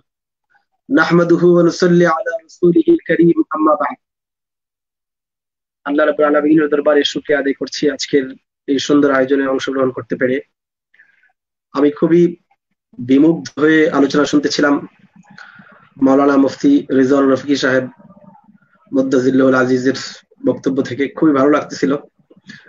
আজকের এই আয়োজনে মুফতি আবু মোহাম্মদ সাহেবকে ধন্যবাদ জানাচ্ছি, সুন্দর এবং জাতির জন্য একটি প্রয়োজনীয় এবং জরুরি একটি বিষয়কে সামনে নিয়ে আসার জন্য। আপনি যে প্রশ্নটি করেছেন যে জামাত ইসলামীর প্রতিষ্ঠাতা মাওলানা মওদুদী সাহেব সম্পর্কে, যে তাদের এরকম কোন আকীদা রয়েছে কিনা যে আকীদাটা আহলে সুন্নাত ওয়াল জামাতের অনুসারীদের মূল দল থেকে কাউকে বিচ্ছিন্ন করে দেয় কিনা, এই বিষয়ে মুফতি রিজওয়ান রফিকি দামাত বারাকাতুহুম চমৎকার আলোচনা করেছেন। আমি শুধু সংক্ষিপ্ত দুটি পয়েন্ট বলবো। এর মাঝে একটি সবচেয়ে মারাত্মক পয়েন্ট, যেটি আহলে সুন্নাত ওয়াল জামাতের পরিপন্থী, আমাদের জামাত ইসলামীর ভাইদের, মওদুদী পন্থীদের আকীদা। তার মাঝে একটি হলো সাহাবায়ে কেরামের ব্যাপারে, যে সাহাবায়ে কেরামকে সত্যের মাপকাঠি তথা সাহাবায়ে কেরাম হক এবং তারা মানে আদল, তাদের কাছ থেকে সব দ্বীনের বিষয়গুলোকে চোখ বন্ধ করে নেওয়া যাবে, এটাকে না মানা। নাম্বার 2, মাওলানা মওদুদী সাহেব তার লিপিবদ্ধ করা একাধিক গ্রন্থতে তিনি হাদিস অস্বীকার করেছেন। আমরা অনেকে হয়তোবা শুনেছি অথবা অনেকে জানিও না, মওদুদী সাহেব তার লেখায় অনেক জায়গায় বিশুদ্ধ হাদিসকে অস্বীকার করেছেন। শুধু অস্বীকার নয়, নানা জায়গায় ঠাট্টা পর্যন্ত তিনি করেছেন। আমি এর একটি উপমা দিচ্ছি যে কোন বিশুদ্ধ হাদিসকে অস্বীকারী কোনোভাবেই মুসলমানদের প্রকৃত জামাতের কাতারি ভুক্ত থাকতে পারে না। মাওলানা মওদুদী সাহেব তার লেখায় একাধিক জায়গায় বিশুদ্ধ হাদিসকে অস্বীকার করেছেন। যেমন একটি উপমা আমি আপনাদের সামনে রাখতে চাই। তাফহিমুল কোরআন, যেটি বাংলা ভাষায় অনুদিত হয়েছে, আমার হাতে দেখতে পাচ্ছেন, হয়তো বা বাঁকা দেখতে পাচ্ছেন, উল্টা দেখা যাচ্ছে, তাফহিমুল কোরআনের, যেটি বাংলাদেশের আবুল আলা মওদুদী সাহেবের নামে একটি রিসার্চ সেন্টার রয়েছে, Syed Abul Ala Maududi research centre, research academy, Dhaka থেকে প্রকাশিত। এই তাফহিমুল কোরআনের আমি একটু আপনাদেরকে দেখাতে চাই যে 6 নম্বর খণ্ডে মাওলানা মওদুদী সাহেব বুখারী শরীফের হাদিস নিয়ে কিভাবে সরাসরি, মানে বুখারী শরীফ নয়, একটি বিশুদ্ধ হাদিস সম্পর্কে কিভাবে তিনি মন্তব্য করেছেন। এই 6 নম্বর খণ্ডের 87 নম্বর পৃষ্ঠা থেকে আপনাকে একটু পড়ে শোনাচ্ছি, যেখানে ইউসুফ আলাইহিস সালামের বিষয়ে একটি আলোচনা এসেছে। সে আলোচনার প্রেক্ষিতে তিনি লিখতেছেন একটু আপনাদেরকে শোনাই। 87 নম্বর পৃষ্ঠা, তাফহিমুল কোরআন বাংলা, 87 নম্বর পৃষ্ঠার মধ্যে এসেছে, কোন কোন বর্ণনায় বলা হয়েছে একটি দুগ্ধপুষ্য শিশু এর সাক্ষ্য পেশ করেছিল। শিশুটি ওই ঘরে দুলনায় শায়িত ছিল। আল্লাহ তাকে বাকশক্তি দান করে তার মুখ দিয়ে এ সাক্ষ্যের কথা উচ্চারণ করিয়েছিলেন। অর্থাৎ ইউসুফ আলাইহিস সালামের পবিত্রতা বিষয়ে, তার চারিত্রিক উৎকর্ষতা বিষয়ে একটি শিশু বাচ্চা সাক্ষ্য দিয়েছিল, যেটা ইউসুফ আলাইহিস সালাম তিনি সতী, তিনি সচ্চরিত্র, তার আখলাকের মাঝে কোনো প্রকার খারাপই নেই। তো এরকম একটা বর্ণনা রয়েছে যে একটি বালক, একটি ছোট্ট শিশু, যে এখনো মায়ের মানে কোলে ছিল, অর্থাৎ তার মুখ দিয়ে এখনো জবান বা এখনো চালু হয়নি। তো এরকম একটা বর্ণনা রয়েছে হাদিসের মাঝে।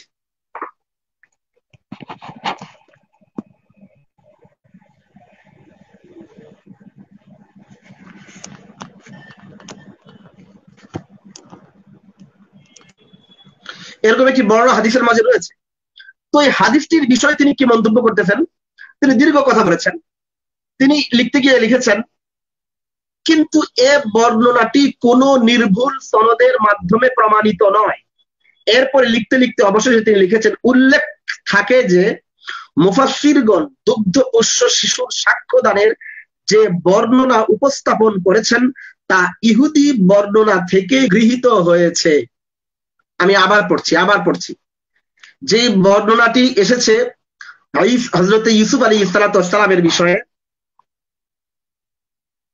হযরত ইউসুফ আলাইহিস সালামের বিষয়ে, সেখানে যে শিশু বাচ্চা ইউসুফ আলাইহিস সালামের পবিত্র হবার বিষয়ে সাক্ষ্য দিয়েছিল, ওই হাদিসটির ক্ষেত্রে তিনি মন্তব্য করতেছেন, উল্লেখ থাকে মুফাসসিরগণ দুগ্ধপোষ্য শিশুর সাক্ষ্যদানের যে বর্ণনা উপস্থাপন করেছেন তা ইহুদি বর্ণনা থেকে গৃহীত হয়েছে।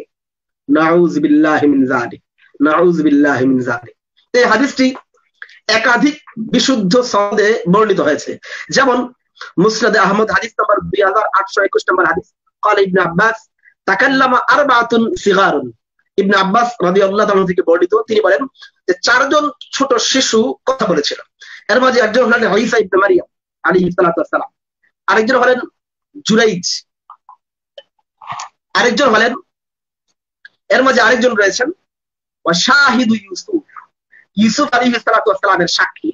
তিনিও ছিলেন যিনি ছোট্ট বাল্য বয়সে, অর্থাৎ যেই সময় তার জবান খোলে নাই সেই সময় তিনি কথা বলেছেন। এই হাদিসটি এসেছে মুসনাদে আহমদের 2821 নম্বর হাদিস, মুস্তাদরাক আলা সহিহাইন হাদিস নম্বর 3835 নম্বর হাদিস, আল মুআজামুল কাবীর হাদিস নম্বর 12279 নম্বর হাদিস, শুআবুল ঈমান লিল বাইহাকি হাদিস নম্বর 1519 নম্বর হাদিস। এই হাদিসটির ব্যাপারে মুস্তাদরাক আলা সহিহাইনের যিনি সংকলক ইমাম হাকিম রাহমাতুল্লাহ আলাইহি, তিনি স্পষ্ট শব্দে বলেছেন যে হাদিসটি এটি সহিহ হাদিস। আর ইমাম হাকিম যে মুস্তাদরাক আলা সহিহাইন লিখেছেন, তার দাবি হলো যে বুখারী মুসলিম যেই মানের রাবীদের নিয়ে হাদিস আনা হয়েছে, তিনিও সেই মানের রাবীদের নিয়ে হাদিস এনেছেন। তো এই মুস্তাদরাক আলা সহিহাইনের মাঝে ইমাম হাকিম এই হাদিসটিকে সহিহ বলেছেন। শুধু তাই না, শুআইব আল আরনাউত, যিনি আরব বিশ্বের একজন প্রসিদ্ধ জারাহ তাদিলের একজন মানে প্রথিত যশা একজন আলেম দ্বীন রাহমাতুল্লাহ আলাইহি হয়েছেন কিছুদিন আগে, তিনি এই মুসনাদে আহমদ বিন হাম্বলের যে তারিখ করেছেন নিচে, সেখানে তিনি স্পষ্ট শব্দে লিখেছেন ইসনাদুহু হাসানুন, এই হাদিসটি এটি হাসান পর্যায়ের হাদিস, কিন্তু এটি বর্ণনাটি ইহুদিদের কাছ থেকে নেওয়া, এটি জাল বা প্রত্যাখ্যাত এমন কোন বক্তব্য কোথাও পাওয়া যায়নি। অথচ এই হাদিসটির ব্যাপারে মাওলানা মওদুদী সাহেব যে শব্দে তিনি মানে তারদিদ করেছেন, প্রত্যাখ্যান করেছেন যে এগুলো নাকি মুফাসসিরগণ ইহুদিদের থেকে নিয়েছেন, আমি মনে করি এটি তার জাল্লাতের পদস্খলনের অনেকগুলোর মধ্যে এটি খুবই মারাত্মক হাদিস অস্বীকার করা। দুই নম্বরে আমি আরেকটি উপমা দিচ্ছি যে তিনি কিভাবে আরো হাদিস অস্বীকার করেছেন। যেমন হযরত সুলাইমান আলাইহিস সালামের বিষয়ে বুখারী শরীফে একটি বর্ণনা এসেছে। বুখারী মুসলিমের বর্ণনা, বিশেষ করে বুখারীর বর্ণনা বিশুদ্ধ, এই বিষয়ে উলামায়ে উম্মাহ একমত, এবং এগুলোর বিশুদ্ধতার বিষয়ে অন্তত মুসলমানদের মাঝে, যারা প্রকৃত মুসলমান তাদের মাঝে কোনো প্রকার সন্দেহ নেই। কিন্তু মাওলানা মওদুদী সাহেব কি করেছেন, তাফহিমুল কোরআন, বাংলাদেশের আধুনিক প্রকাশনী থেকে বের করা তাফহিমুল কোরআনের 13 নম্বর খণ্ড, যেটি বের করেছেন কারা, আমি একটু আগে বলেছি যে তারা সৈয়দ আবুল আলা মওদুদী রিসার্চ একাডেমি কর্তৃক যেটি প্রকাশিত হয়েছে এবং যেটা মানে আধুনিক প্রকাশনী থেকে পাবলিশ হয়েছে। তাফহিমুল কোরআনের 13 নম্বর খণ্ড, 13 নম্বর খণ্ডের 109 নম্বর পৃষ্ঠায় কি আলোচনা হয়েছে আমি সেটা আপনাদের সামনে একটু রাখতে চাই। যে 109 নম্বর পৃষ্ঠা, এই যে তাফহিমুল কোরআন 13 নম্বর খণ্ডের 109 নম্বর পৃষ্ঠা, এই 109 নম্বর পৃষ্ঠাটা আপনাদের সামনে আমি একটু পড়ে শোনাতে চাই। 109 নম্বর পৃষ্ঠার মাঝে তিনি আলোচনা করেছেন যে হযরত সুলাইমান আলাইহিস সালামের একটি ঘটনা আলোচনা চলতেছিল, যেখানে তিনি 3টি মতের আলোচনা করেছেন। যে সুলাইমান আলাইহিস সালামের যে একটা পরীক্ষা আল্লাহ তাআলা নিয়েছিলেন সেই সংক্রান্ত আলোচনায় 3 নম্বর মত তিনি উল্লেখ করতেছেন। তিনি বলতেছেন, তৃতীয় দলটি বলেন, একদিন হযরত সুলাইমান কসম খান, আজ রাতে আমি 17 জন স্ত্রীর কাছে যাব এবং প্রত্যেকের গর্ভে একজন করে আল্লাহর পথের মুজাহিদ জন্ম দেব। কিন্তু একথা বলতে গিয়ে তিনি ইনশাআল্লাহ বলেননি। এর ফলে মাত্র একজন স্ত্রী গর্ভবতী হয় এবং তার গর্ভেও একটি অসমাপ্ত ও অপরিপক্ক শিশুর জন্ম হয়। দায়ী শিশুটিকে এনে হযরত সুলাইমানের আসনের উপর ফেলে দেয়। এই হাদিসটি খেয়াল করার বিষয় এখান থেকে, এই হাদিসটি হযরত আবু হুরায়রা রাদিয়াল্লাহু তাআলা আনহু নবী করিম সাল্লাল্লাহু আলাইহি ওয়াসাল্লাম থেকে বর্ণনা করেছেন। বুখারী শরীফেই এই হাদিসটি যেসব রাবীর মাধ্যমে বর্ণিত হয়েছে তার কোনটিতে স্ত্রীদের সংখ্যা, মানে আমি আবার পড়ছি, বুখারী মুসলিম ও অন্যান্য মুহাদ্দিসগণ বিভিন্ন রাবীর মাধ্যমে এটি উদ্ধৃত করেছেন। হাদিসটি কারা কারা উদ্ধৃত করেছেন? বুখারী মুসলিম এবং অন্যান্য হাদিসের রাবীগণ, মানে কিতাবের সংকলকগণ এটিকে উদ্ধৃত করেছেন। বুখারী শরীফে এই হাদিসটি যেসব রাবীর মাধ্যমে বর্ণিত হয়েছে তার কোনটিতে স্ত্রীদের সংখ্যা বলা হয়েছে 60, কোনটিতে 70, কোনটিতে 90, কোনটিতে 99, আবার কোনটিতে 100 বলা হয়েছে। সনদের দিক দিয়ে এর মধ্য থেকে অধিকাংশই শক্তিশালী এবং রেবায়েত হিসেবে এগুলোর নির্ভুলতা সম্পর্কে কোনো প্রশ্ন করা যেতে পারে না। এই হাদিসগুলো যে বিশুদ্ধ, সনদের বিচারে বিশুদ্ধ, এ ব্যাপারে কোনো প্রশ্ন করা যেতে পারে না। কিন্তু এই হাদিসের বিষয়বস্তু সুস্পষ্টভাবে সাধারণ বিবেক বুদ্ধির বিরোধী। মাওলানা মওদুদীর বক্তব্য, হাদিসটি বিশুদ্ধ, নবী থেকে প্রমাণিত, আবু হুরায়রা থেকে বর্ণিত, কিন্তু সুস্পষ্টভাবে সাধারণ বিবেক বুদ্ধির বিরোধী। এর ভাষা বলছে একথা নবী সাল্লাল্লাহু আলাইহি ওয়াসাল্লাম কখনো এভাবে বলেননি যেভাবে উদ্ধৃত করা হয়েছে, বরং তিনি সম্ভবত ইহুদিদের মিথ্যা ও অপবাদমূলক কিচ্ছা কাহিনীর কথা উল্লেখ করতে গিয়ে কোন পর্যায়ে একে এভাবে উদাহরণস্বরূপ বর্ণনা করে থাকবেন এবং শ্রোতার মনে ভুল ধারণার সৃষ্টি হয়ে থাকবে যে নবী করিম সাল্লাল্লাহু আলাইহি ওয়াসাল্লাম নিজেই এই ঘটনা বর্ণনা করেছেন। এরপরে তিনি লিখতেছেন, এ ধরনের রিওয়ায়াতকে নিছক জোরে লোকদের হজম করাবার চেষ্টা করানো দিনকে হাস্যাস্পদ করা ছাড়া আর কিছুই নয়। নাউযুবিল্লাহি মিন যালিক, ইন্না লিল্লাহি ওয়া ইন্না ইলাইহি রাজিউন। বুখারীর বর্ণনা, তিনি নিজে স্বীকার করছেন হাদিসটি সনদের বিচারে বিশুদ্ধ, বুখারী মুসলিমে আসছে। হযরত আবু হুরায়রা রাদিয়াল্লাহু আনহু থেকে বর্ণিত। তিনি কি অভিযোগ করলেন যে আবু হুরায়রা রাদিয়াল্লাহু তাআলা আনহু নবী থেকে কথাটা সঠিকভাবে শোনেন নাই, বোঝেন নাই, নতুবা এমন কথা নাকি এই রেওয়ায়াত করা নাকি হাস্য, মানে দিনকে হাস্যরস্যের বস্তু বানিয়ে দেওয়া। তো যেখানে হাদিসকে বিশুদ্ধ স্বীকার করে বুখারীর হাদিস বলে তিনি সেটাকে বিবেকের মানে বুঝে আসে না, এই জন্য সেটাকে প্রত্যাখ্যান করা, এটা তো সুস্পষ্ট মুনকিরিন হাদিসের মানসিকতা। যারা হাদিস জি মোহতারাম, আমি একটু অ্যাড করতে চাই। তারা কিন্তু এই দাবিটা করে থাকে। ধন্যবাদ ফারাজ ভাই, একটু অ্যাড করতে চাই আপনার সাথে। সেটি হলো যে আপনার সাউন্ডটা যদি একটু অফ করতেন।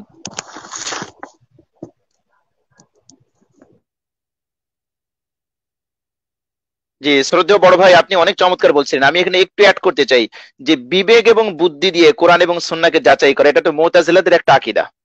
মুতাজিলা তারা বিবেক বহির্ভূত কোনো বিষয় হলে তারা সেটাকে মানতে নারাজ, এবং মুনকিরিন হাদিস আপনি যেটা বলছিলেন তারা যেটা সবকিছুকে বিবেককে মানদণ্ড হিসেবে তারা মাপকাঠি হিসেবে ধরে।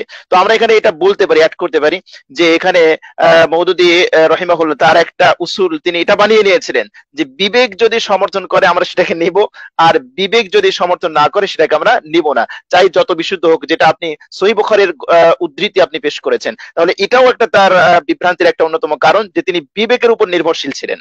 জি মোহতারাম, চমৎকার বলছিলেন। জি আলোচনা চালিয়ে।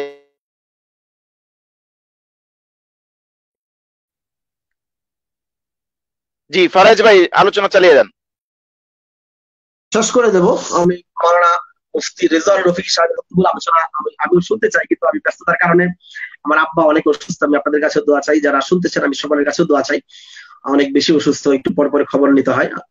তো আমি শেষ করে দিচ্ছি এই বিষয়টা, যে আপনি যেটা বলতেছিলেন যে যুক্তি, আরে এরকম বর্ণনা তো হাদিস এবং কোরআনের মাঝে এরকম অসংখ্য বিষয় রয়েছে যেগুলো আমরা যদি বাহ্যিক যুক্তিকে সামনে নিয়ে আসি তাহলে আমাদের মনে হবে যে এগুলো সঠিক নয়। যেমন আমি এটা প্রসঙ্গক্রমে বলি যে ইমাম আবু হানিফা রাহমাতুল্লাহ আলাইহির বিষয়ে ইমাম বাকের রাহমাতুল্লাহ আলাইহির একটা অভিযোগ ছিল যে ইমাম আবু হানিফা রাহমাতুল্লাহ আলাইহি তিনি নাকি যুক্তি পূজারী ছিলেন, এরকম একটা ইমাম বাকের রাহমাতুল্লাহ আলাইহি এরকম একটা মানে মানে ধারণা তিনি করতেন। তো একবার মক্কায় হজ করতে যাওয়ার পর তার সাথে দেখা হয়। দেখা হওয়ার পরে ইমাম বাকের রাহমাতুল্লাহ আলাইহি বলেন যে তুমি কি নোমান বিন সাবিত? হ্যাঁ আমি নোমান বিন সাবিত। তোমার সাথে আমার কোনো কথা নেই। তিনি বলেন কেন? তুমি তো কাইয়াস, তুমি যুক্তি পূজারী, তুমি যুক্তি দিয়ে কথা বলো, তুমি যুক্তি ছাড়া কোরআন হাদিস মানে তুমি মূল বিষয়বস্তু বানাও না। তো ইমাম আবু হানিফা রাহমাতুল্লাহ আলাইহি বলেন আচ্ছা ইমাম বাকের, আমি যদি যুক্তিকেই মূল বানাইতাম কোরআন হাদিসকে বাদ রেখে, তাহলে আমি কি করতাম? তাহলে আমি বলতাম যে তিনি প্রশ্ন করলেন ইমাম বাকেরকে, তিনি ইমাম বাকেরকে প্রশ্ন করলেন আচ্ছা আমাকে বলেন তো যে বেশি গালিজ কি মানে পেশাব কি বেশি গালিজ নাকি বীর্য বেশি গালিজ, মানে বেশি খারাপ কোনটা, পেশাব নাকি বীর্য? তো ইমাম বাকের বললেন যে অবশ্যই পেশাব বেশি খারাপ, কারণ এর দুর্গন্ধ বেশি এবং এটা মানে একটা শরীরের ভিতর থেকে বের হওয়া একটা নাপাকি, মানে এটা বেশি মানে এটা দুর্গন্ধওয়ালা। বীর্য বেশি মানে অতটা না পেশাবের তুলনায়। তো ইমাম আবু হানিফা বললেন যদি আমি যুক্তি পূজারী হইতাম, কাইয়াস হইতাম, তাহলে আমি বলতাম যে বীর্য বের হলে গোসল করতে হবে না, পেশাব করলে গোসল করতে হবে। তাহলে যদি যুক্তি আসতো, এবং তিনি আরো বলেন আচ্ছা আমাকে বলেন তো ইবাদতের মাঝে সবচেয়ে গুরুত্বপূর্ণ ইবাদত কি নামাজ নাকি রোজা? তো অবশ্যই আমরা সকলেই জানি যে কালিমা পড়ার পরে সবচেয়ে গুরুত্বপূর্ণ ইবাদত হলো নামাজ। তো আবু হানিফা বললেন যদি আমি কাইয়াস হইতাম, শুধুমাত্র যুক্তি পূজারী হইতাম, তাহলে আমি বলতাম যে নারীদের মাসিকের সময় তাদের শুধুমাত্র নামাজ কাজা হলে সেগুলো আদায় করতে হবে না, মানে আদায় করতে হবে, রোজা কাজা হলে আদায় করতে হবে না, কারণ রোজা নামাজের তুলনায় কম গুরুত্বপূর্ণ বেশি নামাজ। তো আমি যদি কাইয়াস হতে এই কাজটা করতাম। আর আমরা হাদিসের কিতাবের মাঝেও পড়েছি যে হযরতে ওমর রাদিয়াল্লাহু তাআলা বলতেন যে যদি ইসলাম যুক্তির উপরে চলতো তাহলে মুজা মাসেহের মাসআলাটা পায়ের উপরে মাসেহের বিধান আসতো না, পায়ের নিচে মাসেহের বিধান আসতো, কারণ ময়লা তো ভরে পায়ের নিচে, কিন্তু মুজা মাসেহের ক্ষেত্রে আসছে মাসাল খুফাইনের মাসা হলো মাসা করতে হবে পায়ের উপর দিয়ে। তো যুক্তি দিয়ে আসলে ইসলামকে বোঝা এটা আসলে মূলত মুনকিরিন হাদিসদের মানে অনুসারীদের কাজ ছাড়া আর কিছুই নয়। যদি যুক্তি হয় তাহলে তায়াম্মুম করার দ্বারা কিভাবে মানে গোসলের কাজ হয়ে যাচ্ছে? তো যাই হোক, আমি সেদিকে যেতে চাচ্ছি না। তো এই যুক্তি মুনকিরিন হাদিসদের একটা মূল বিষয় হচ্ছে, যেগুলো আকল মানে না আমরা সেই হাদিস মানি না। ওরা একসময় বলতো যে হাদিসই মানে না, কিন্তু তাদের এখন নতুন বক্তব্য হচ্ছে যেগুলো কোরআনের সাথে মানে বিপরীত হয় কিংবা আকল বিশ্বাস করে না, সেগুলোকে মানে না। তো মাওলানা মওদুদী সাহেব যতগুলো নোংরা মতবাদকে তার দলের মাঝে এবং উম্মতের মাঝে রেখে গেছেন এবং উম্মতকে বিভক্ত করেছেন, এর মাঝে একটি হলো ইনকারে হাদিসের ফিতনা, হাদিস অস্বীকার করার ফিতনা, এবং নিজের মন মানি এবং নিজের আয়েশাত, নিজের জ্ঞান গবেষণাকে সর্বোচ্চ মানে প্রাধান্য দিয়ে কোরআন হাদিসের নুসুসকে এর সাথেও মানে অ্যাভয়েড করা, উপেক্ষা করার মনোবৃত্তি তাদের মাঝে ছিল। সুতরাং যাদের মাঝে এরকম মনোবৃত্তি থাকে, তাহলে তারা কিছুতেই আহলুস সুন্নাত ওয়াল জামাতের মৌলিক আকীদা এবং মৌলিক দলের অন্তর্ভুক্ত থাকতে পারে না। যে আমি আজকে বিদায় দেব, বাকি আরেকদিন আসলে মাওলানা মুফতি রিজওয়ান রফিকি সাহেবের কাছ থেকে আরো কথা শুনবো। আমি দুঃখ প্রকাশ করতেছি, আপনি মাওলানা, বিশেষ করে আমি মুফতি রিজওয়ান রফিকির কথা বলবো এবং মাওলানা আবু মোহাম্মদ ভাইয়ের কথা বলবো, যারা আপনারা সুন্দর আয়োজন করেছেন। মুফতি রিজওয়ান রফিকি চমৎকার আলোচনা করতেছিলেন, আমরা সকলে শুনবো এবং শেয়ার করব। আমি আপনাদের কাছে দোয়া চাই। আমার আব্বা অনেক দুঃখ বিছানায় পড়ে আছেন, অনেক বেশি অসুস্থ। আমার আব্বার জন্য আম্মা অসুস্থ। আসলে আমরা সকলে দোয়া করব আপনার বাবার জন্য। বাকি ফরাজি ভাই, আসলে আপনাকে আমি বিশেষ করে একটা কারণে ধন্যবাদ দিচ্ছি, সেটা হচ্ছে আপনি অনলাইনে আপনার একটা ওয়েবসাইট আছে যেটা ahlehaq.com নামে, আহলে হক মিডিয়া। ওখানে আপনার প্রচুর লেখালেখি আপনি করেছেন, এবং মানে এই লেখালেখিগুলো আমি যখন ভাবি যে এতগুলো লেখালেখি আপনার এই হায়াতে এতটুকু সময় কিভাবে সম্ভব, আসলে এটার জন্য অন্তর থেকেই মানে দোয়া সবসময় থাকে, এবং উম্মতের যথেষ্ট একটা খেদমত হবে আহলে হক মিডিয়া। আমি সকলের কাছে অনুরোধও করবো এটা, যে সত্যিকার আপনি রেফারেন্স ভিত্তিক কোনো মাসালার প্রয়োজন হলে আপনার আহলে হক মিডিয়াটা দেখা যেতে পারে। এবং আপনার মানে সার্বিক কল্যাণ কামনা আমিও করি, আপনি আমার জন্য দোয়া করবেন, আপনাদের জন্য দোয়া করি, আল্লাহ যেন কবুল করেন। আবু মোহাম্মদ সকলের কল্যাণ কামনা করে দেশবাসী সকলের জন্য করুণা মুক্তি এবং সকল বিপদ আপদ থেকে মুক্তির আবেদন আল্লাহর কাছে প্রার্থনা করে আজকে বিদায় নিচ্ছি। আসসালামু আলাইকুম ওয়া রাহমাতুল্লাহি ওয়া বারাকাতুহু। আসসালাম। জি দর্শক মন্ডলী, এতক্ষণ পর্যন্ত আমরা আমাদের শ্রদ্ধেয় বড় ভাই হক ও হক্কানিয়তের মুখপাত্র হযরত মাওলানা মুফতি লুৎফর রহমান ফরাজি ভাইয়ের কথা শুনছিলাম। উনি দুটো পয়েন্ট নিয়ে এসেছিলেন, একটা শেষ করেছেন আর একটা শেষ করতে পারেননি। ওনার আব্বাজান অসুস্থ, দোয়া করি রব্বে কারীম যেন তাকে সুস্থ দান করে এবং তার হায়াতকে যেন আমাদের উপরে দীর্ঘায়িত করে দেন। মুফতি রিজওয়ান রফিকি ভাই, লুৎফর রহমান ফরাজি ভাই আসলে আলোচনাটা শেষ করতে পারেননি, তো আপনি অনেক চমৎকার আলোচনা করেছেন। আসলে আমি সত্যি বিমোহিত এবং মুগ্ধ, এত দালিলিক আলোচনা করেছেন। যদি আদালতের সাহাবায়ে সূত্রের মাঝখানে খুব সংক্ষেপে যদি এ বিষয়ে একটু আলোকপাত করতেন, আমার মনে হয় আলোচনাটা পরিপূর্ণ হতো। আমি জানি যে আপনি অনেক কষ্ট করেছেন, তত্ত্ববহুল আলোচনা করেছেন, তথ্য সংগ্রহ করেছেন। যেহেতু এখনো আমরা আসলে তরুণরাই এগিয়ে যাবে এবং তরুণরাই মেহনত করতে পারে। তো আপনি যদি কষ্ট না মনে করেন, যদি আপনি আদালতের সাহাবায়ে এ ব্যাপারে আপনি ধারাবাহিক আপনার পেজে আমরা দেখছি আলহামদুলিল্লাহ অনেক চমৎকার দালিলিক আলোচনা করেছেন, তো এ ব্যাপারে যদি আপনি সংক্ষেপে আলোচনা করতেন। জি মোহতারাম। আমি অবশ্য শেষ করে দিব। আমি আপনার কাছে আগে ছুটি চাইছিলাম, বাকি তারপরেও শেষ একটা সমাপ্তি আলোচনা।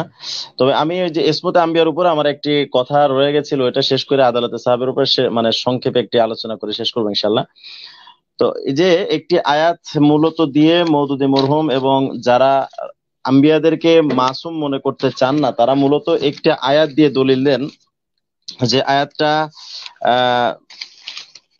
ইন্না ফাতাহনা লাকা ফাতহাম মুবিনা, যে আয়াতটা আছে, আয়াতের শেষ দিকে আছে, মানে আয়াতের দ্বিতীয় অংশে আছে লিয়াগফিরা লাকা মা তাকাদ্দামা মিন যামবিকা। যে এখানে তো আল্লাহ পাক বলেছেন লিয়াগফিরা লাকা মা তাকাদ্দামা মিন যামবিকা, অর্থাৎ হে রাসূল আমি আপনার জন্য ফাতহে মক্কা দান করেছি, মক্কা বিজয় দান করেছি। কেন? লিয়াগফিরা লাকা মা তাকাদ্দামা মিন যামবিক, যেন আমি আপনার ইতিপূর্বের গুনাহ মাফ করতে পারি। তো এই আয়াত দিয়ে মূলত তারা দলিল দেয় যে যেহেতু এখানে আল্লাহ পাক নবীকে বলেছেন যে যেন আপনার পূর্বের গুনাহ আমি আল্লাহ মাফ করতে পারি, তো নবীর এখানে গুনাহের কথা আল্লাহ যেহেতু উল্লেখ করেছেন, সুতরাং নবী নিশ্চয়ই গুনাহগার ছিলেন। তো আমি এই কথার জবাবটা আসলে এই আয়াতের অসংখ্য তাফসির আছে, এক একজন এক এক ভাবে তাফসির করেছেন, বিভিন্ন রকমের তাফসির আছে, কিন্তু আমি শুধু একটা কথা, মানে যৌক্তিক একটা বিষয় নিয়ে, এবং মানে যেটা আমাদের আহলে উলামায়ে কেরাম যে বিষয়টা মানে সামনে নিয়ে আসেন, আমি একটি জবাব দিব এখানে। যে আল্লাহ পাক এখানে বলেছেন ইন্না ফাতাহনা লাকা ফাতহাম মুবিনা, যে হে রাসূল আমি আপনাকে প্রকাশ্যভাবে বিজয় দান করেছি। লিয়াগফির লাকা মা তাকাদ্দামা মিন যামবিক, যেন আমি আপনার গুনাহ মাফ করতে পারি, পূর্বের গুনাহ মাফ করতে পারি। এখন আমি যদি এখানে প্রশ্ন করি যে মক্কা বিজয়ের সাথে গুনাহ মাফ করার সম্পর্কটা কি, মানে একটা বিষয়ের সাথে আরেকটা তো সম্পর্ক থাকতে হয়। যে আমি আপনাকে গুনাহ মাফ করব এজন্য আপনাকে কষ্ট দিয়েছি, এটা ঠিক আছে। মানে কথাটা যদি এমন হতো যে আমি আপনাকে কষ্ট দিচ্ছি যেন আপনার মানে গুনাহ মাফ করতে পারি বা আপনার জন্য উপকার হয়। তো এখানে আল্লাহ পাক ফতহে মক্কার কথা বা মক্কা বিজয়ের কথা বা বিজয় দান করে আল্লাহ পাক গুনাহ মাফ করার সাথে এই বিজয়ের সম্পর্কটা কি, এ ব্যাপারে মূল কথা হচ্ছে যে আয়াতটা হবে লিয়াগফির লাকাল্লাহু, আল্লাহ শব্দটা হ্যাঁ এখান হ্যাঁ, থেকে সরি বাদ সরি, পড়ে গেছে, তো আমি আমার এটা আমার এখানে আসলে, জি হ্যাঁ ঠিক আছে, ধন্যবাদ। আমি আমার আয়াতটা নিয়ে একটু কনফিউজ মানে হচ্ছিল, কারণ আমার এখানে টোটাল আমি পুরো লিখে পারি না, এটা তাড়াহুড়ো করে লিখছিলাম। আর যেহেতু আমি হাফেজ না, যার কারণে এর জন্য আমি ক্ষমা প্রার্থী। লিয়াগফির লাকাল্লাহু মা তাকাদ্দামা মিন যামবিক। এখন এখানে কথা হচ্ছে যে আল্লাহ পাক বিজয়ের কথা বললেন, বিজয়ের প্রতিদান হিসেবে বললেন যে বিজয় দিচ্ছি কেন, যেন তোমার ইতিপূর্বের গুনাহ মাফ করতে পারি। আচ্ছা, এটা সাধারণ ভাবে যদি আমরা একটু বুঝি তাহলে দেখবেন দুই আয়াতের মধ্যে তেমন কোনো মানে মানে রপ্ত বা সম্পর্কটা তেমন আমরা পাচ্ছি না। কারণ গুনাহ মাফের সাথে বিজয়ের সম্পর্কটা কি? বিজয় তো একটা মানে একটা সুসংবাদের একটা ব্যাপার। তো সুসংবাদের সাথে মানে সুসংবাদ কাউকে দিয়ে ওই কারণে গুনাহ মাফ করানো হয়, এটা তো হয় না। হতে হয় এমন যে কাউকে কষ্ট দিয়ে ক্ষমা করা বা কাউকে রোগ দিয়ে ক্ষমা করা, কাউকে বিপদ দিয়ে ক্ষমা করা। তাহলে মূলত এই আয়াতটার অর্থ কি? এই আয়াতের অর্থ উলামায়ে কেরাম বিভিন্ন ভাবে করেছেন।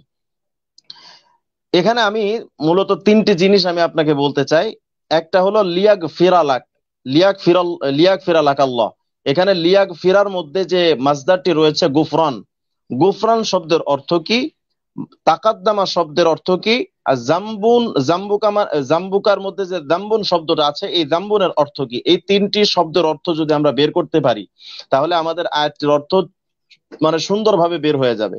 এবং তাফসীর যারা করেছেন তাদের অর্থটা এখান থেকে চমৎকার ভাবে বের হয়ে আসবে। দেখুন, লিয়াগফির লাকাল্লাহু, এখানকার গুফরান যে শব্দটা আছে, ইয়াগফিরুর যে গুফরান শব্দটি, এই গুফরান শব্দের অর্থ হলো ঢাপলে না, মানে কোন একটা জিনিসকে ঢেকে নেওয়া, যেটাকে আপনি লৌহ কপাট বলতে পারেন। যে মানে মাথায় দিয়ে যে বিষয়টা আহ কি বলে এটাকে, এটার নামটা কি, মানে মাথায় যেন আঘাত না লাগতে পারে এর জন্য যে ইয়েটা ব্যবহার করে, হেলমেট। হেলমেট মনে করেন। এখন মানে এক কথায় যে জিনিসটা দিয়ে ঢেকে রাখা হয় এটাকে গুফরান শব্দ দিয়ে আখ্যায়িত করা হয়। আর তাকাদ্দামা শব্দের অর্থটা আমরা বুঝতে পারবো মা তাকাদ্দামা মা তাআখার। নবীজির জীবনের দুটি হালত, মা তাকাদ্দামা মা তাআখার। মা তাকাদ্দামা আই ফি হালাতি মক্কা, ওয়া মা তাআখার ফি হালাতি মদিনা বা ফি হায়াতি মদিনা। তাহলে এখানে তাকাদ্দামা শব্দের অর্থ হলো মক্কা, আর তাআখারা শব্দের অর্থ হলো মদিনা। আর জাম্বুন শব্দের অর্থ হলো তো গুনাহ। আর মানে মূলত এই মানে গুনাহ বা ইলজাম, এক কথায় যে জিনিসগুলো পেছনে লেগে থাকে, মানে পেছনে লাগার বিষয়টাকে উত্থাপন করতে গিয়ে মূলত জাম্বুন শব্দটা আরবিতে ব্যবহার হয়। এখন যদি আমরা এই তিনটি শব্দ সামনে নিয়ে আসি তাহলে আমাদের অর্থটা কি দাঁড়াবে, মানে যে জিনিসটাকে ঢেকে রাখা হয়, যেন লিয়াক ফিরা লাকাল্লাহ, যেন আল্লাহ ঢেকে রাখতে পারেন মা তাকাদ্দামা, অর্থাৎ মা তাকাদ্দামা ফি মক্কা, মক্কায় যে বিষয়গুলো হয়েছিল মিন জাম্বিকা, অর্থাৎ তোমার পেছনে যে মানে কষ্টগুলো দেওয়া হয়েছে বা যে অপবাদগুলো দেওয়া হয়েছে, ইলজাম দেওয়া হয়েছে, মূলত আল্লাহ এটা বোঝাতে চাচ্ছেন যে মাক্কি জিন্দেগিতে তোমার পেছনে লেগে থেকে কুফফারে কুরাইশরা কখনো তোমাকে সাহের বলেছে, কখনো তোমাকে পাগল বলেছে, কখনো তোমাকে বিভিন্ন কথা বলে, যে কটু কথা বলে যে কষ্টগুলো দিয়েছে, এই বিষয়গুলো আমি আল্লাহ পাক পরিবর্তন করে দিয়ে ঢেকে দিয়ে এটা পরিবর্তন করে দিব। ফলাফলটা কি হবে? ইদা জা নাসরুল্লাহি ওয়াল ফাত ওয়া রাআইতান নাস ইয়াদখুলুনা ফি দীনিল্লাহি আফওয়াজা। মানে মূলত আল্লাহ এই আয়াত দিয়ে এটা বোঝাতে চাচ্ছেন যে মক্কা বিজয় দান করে আমি আল্লাহ পাক তোমার এটা দিতে চাচ্ছি যে ইতিপূর্বে তোমাকে যে সমস্ত কথা দিয়ে বা বিষয় দিয়ে তোমাকে কষ্ট দেওয়া হয়েছে এই বিষয়গুলো এখন মানে অপমানগুলো সম্মানে পরিণত হয়ে এমন অবস্থা হবে, এখন তোমার দিনের মধ্যে সকলে দলে দলে ঢুকতে চাইবে। মূলত এই মানে এখানকার মূলত এর অর্থ এই না যে নবী তোমার গুনাহ আমি মাফ করে দেবো, নবী তো গুনাই নাই, নবীজি তো গুনাই নাই, তো আল্লাহ পাক গুনার ক্ষমা করবেনটা কি? তাহলে মূলত অর্থ হলো এটা। তাহলে আমরা মূলত মোটামুটি আলোচনার মধ্যে আমরা ইসমতে আম্বিয়া নিয়ে মোটামুটি একটা আলোচনা পেলাম যে মূলত ইজমায়ে উম্মত কি ছিল, মওদুদে মরহুমের কথা কি ছিল, এবং এ ব্যাপারে কোরআন কি বলে, এবং তাদের কথার মোটামুটি একটি জবাব আমি দিয়েছি। আরো অনেক কথা আছে তাদের এ ব্যাপারে, জবগুলো পরবর্তীতে ইনশাল্লাহ দেওয়া হবে। আর আপনি আদালতে সাহাবার উপরে জি, রেজন রফিকি ভাই, আমার মনে হয় আদালতে সাহাবাট আজকে থাক, যেহেতু 11টা বেজে গেছে, অনেক হ্যাঁ লং হ্যাঁ টাইম হ্যাঁ, হয়ে অনেক গিয়েছে। টাইম দরকার। মনে হয় অন্য একদিন এ বিষয় নিয়ে আলোচনা করব, যেহেতু বিষয়গুলো একাডেমিকলি এবং দালিলিক ভাবে আলোচনা করতে হবে, যুক্তি উপস্থাপন খণ্ডন করতে হবে। এই জন্য লং টাইমের বিষয়ে অল্প কিছু আলোচনা তুলে ধরলে হয়তো ভুল বোঝাবুঝির সৃষ্টি হতে পারে, বা আমাদেরকে কেউ ভুল বুঝতে পারে। তো আপনি যে সকল ভাইয়ারা বিশেষ করে আপনাকে আমাদেরকে গালি দেয়, তাদের উদ্দেশ্যে যদি খুব সংক্ষেপে বলতেন, আমরা বিদায় নেব। আসলে গালি যারা দিচ্ছেন, আমি আমার জব একটাই দিয়ে দিয়েছি। আমার ফেসবুকে লাস্ট পোস্ট আছে, দেখবেন যে ওরা গালি দিক, গালি দিতে দিতে একদিন ক্লান্ত হয়ে যাবে, কিন্তু আহলে হক কখনো ক্লান্ত হবে না। ওদের জন্য আমাদের দোয়া করা ছাড়া আমাদের কিছু না। আসলে আমাদের ওই ভাইগুলো তো মানে সরল সহজ এবং সরল টাইপের ভাই, ওদেরকে মূলত বিভিন্ন ভাবে ব্রেইন ওয়াশ করে মূলত ওদের মাথাটাকে বিগড়ানো হয়েছে। কিন্তু আমরা মূলত কেন মানে লেখালেখি গুলো করি বা মওদুদে মরহুমের ব্যাপারে কেন আমরা কলম ধরি, বা এই বিষয়গুলো যদি তারা একটু ভেবে দেখতেন যে আসলে আমরা এগুলো কেন করছি, আমাদের তার সাথে তো ব্যক্তিগত কোনো দ্বন্দ্ব নাই। আর বাংলাদেশে তাদের রাজনীতির উপরে আমাদের কোনো কথা নাই, কারণ আমি ব্যক্তিগতভাবে কোনো রাজনীতির সাথে জড়িত না। আমি জানি আমার বিএনপি আসলে আমাকে পছন্দ করবে না, আওয়ামী লীগ থাকতে আমার পছন্দ করবে না, আওয়ামী লীগের লোক তো আমাকে ডিবিতে পুলিশে ডিবিতে নিয়ে গেল। আর জামাত ইসলামের ভাইয়েরা ক্ষমতায় আসলেও আমার কোনো মানে ভালো লাগা বা খারাপ লাগা নাই। আর বিএনপি আওয়ামী লীগ ক্ষমতায় থাকলেও না থাকলে আমার কোনো এই ব্যাপারে কোনো বিষয় নাই। মূলত আমার কথা হচ্ছে আকীদাগত সংক্রান্ত বিষয়ে যে যখনই কথা বলবে এটার জবাব দেওয়াটা, আপনি যে বলছেন ইয়াহমিলু হাদাল ইলম, যে উম্মতের মধ্যে এই এলেমকে এমন কিছু মানুষ মানে ধারণ করবে যাদেরকে আল্লাহ রসুল বলছেন উদুলুহু, যাদেরকে ন্যায় সঙ্গত আলেম বলেছেন। আমি মূলত ওই ন্যায় সঙ্গত আলেমদের অন্তর্ভুক্ত হতে চাই। হাসান ইবনে সাবিত রাদিয়াল্লাহু তাআলা আনহুকে নবীজি বলেছিলেন যে হাসান আজিব আর রাসূলিল্লাহি সাল্লাল্লাহু আলাইহি ওয়াসাল্লাম, ওয়া ফি রিওয়ায়াত আজিব আননি, হাসান আমার পক্ষ থেকে তুমি বেঈমানদের বা কুফারে কুরাইশদের বা আহ, ধর্মদ্রোহীদের তুমি জবাব দাও। রসুল তার জন্য দোয়া করেছিলেন আল্লাহুম্মা আইয়িদহু বিরূহিল কুদুস, যে আল্লাহ আমার হাসান জবাব দিবে, তাকে তুমি তোমার ফিরিস্তা দিয়ে সাহায্য করো। তা আসলে আমরা ওই সাহায্যগুলোই পেতে চাই। আমি সত্য কথা বলতে রাহমানি ভাই, এমন এমন সময় এমন এমন কিছু জব আমার আমার যেহেন আসে, মানে যখন দেখেন একটা বিষয় নিয়ে ভাবতেছি যে এই ব্যাপারে একটা জব দিতে হবে, কিন্তু মানে মাথায় খেলতেছে না কি জবটা দিব, বা এই ব্যাপারে কি পাবো, নস পাবো কোথায়, কতই দলিল লাগবে, কতই সুবুত দলিল লাগবে, কিন্তু পাচ্ছি না। হঠাৎ কইরা এমন একটা সময় এমন কিছু বিষয় সামনে আসে যেটা আমি নিজে অবাক হয়ে যাই। তা আমি মনে করি এটা আমার কোনো কারামত না, বরং এটা যারা হক এবং হক্কানিয়াতের পথে যারা কাজ করবেন তাদেরকে আল্লাহ পাক বিভিন্ন ভাবে সাহায্য করেন। তা আমি এই সাহায্য অনেকবারই পেয়েছি। আমাকে যখন ডিবিতে নিয়ে গেছিল সেখানে আমি বেশ কিছু সাহায্য নিজের চোখে দেখেছি। তো সর্বোপরি আমি সকল ভাইদের কাছে এটা অনুরোধ করব যে আসলে এটা আমাদের বড়ত্ব জাহের করা না, বরং আপনিও শুরু করেন, আহলে হকের পক্ষে আওয়াজ তুলেন এবং বাতিলের বিরুদ্ধে আপনার প্রতিবাদের জবানকে আপনি ত্বরান্বিত করেন। দেখবেন আল্লাহ পাকের সাহায্য চতুর্দিক থেকে আসবে। তখন এই গালিগালাজ এগুলো আমাদের কাছে কোনো বিল, আমার কাছে আসলে আমার যে গালি দেয় আমার কিন্তু কিছু মনে হয় না। মানে এরা দিতেছে, এরা দিতে থাক, এত পেছনে তাকাইতে গেলে কাজ করা সম্ভব না। যাই হোক, ওই ভাইদের জন্য দোয়া করি, আপনিও আপনার জন্য দোয়া করি, আমার জন্য দোয়া জি, করবেন, আরেকটা সকলের কাছে আরেকটা ক্ষমা প্রশ্ন প্রার্থনা। ভাই। হ্যাঁ আরেকটা আপনার ব্যক্তিগত প্রশ্ন, যে আমরা জানি যে মাহফিলে গেলেও আপনি হকের বিশেষ করে ভণ্ড পীরদের বিরুদ্ধে কথা বলেন, আপনি বিভিন্ন সময় আক্রমণের শিকার হয়েছেন বেশ কয়েকবার আমরা জানি।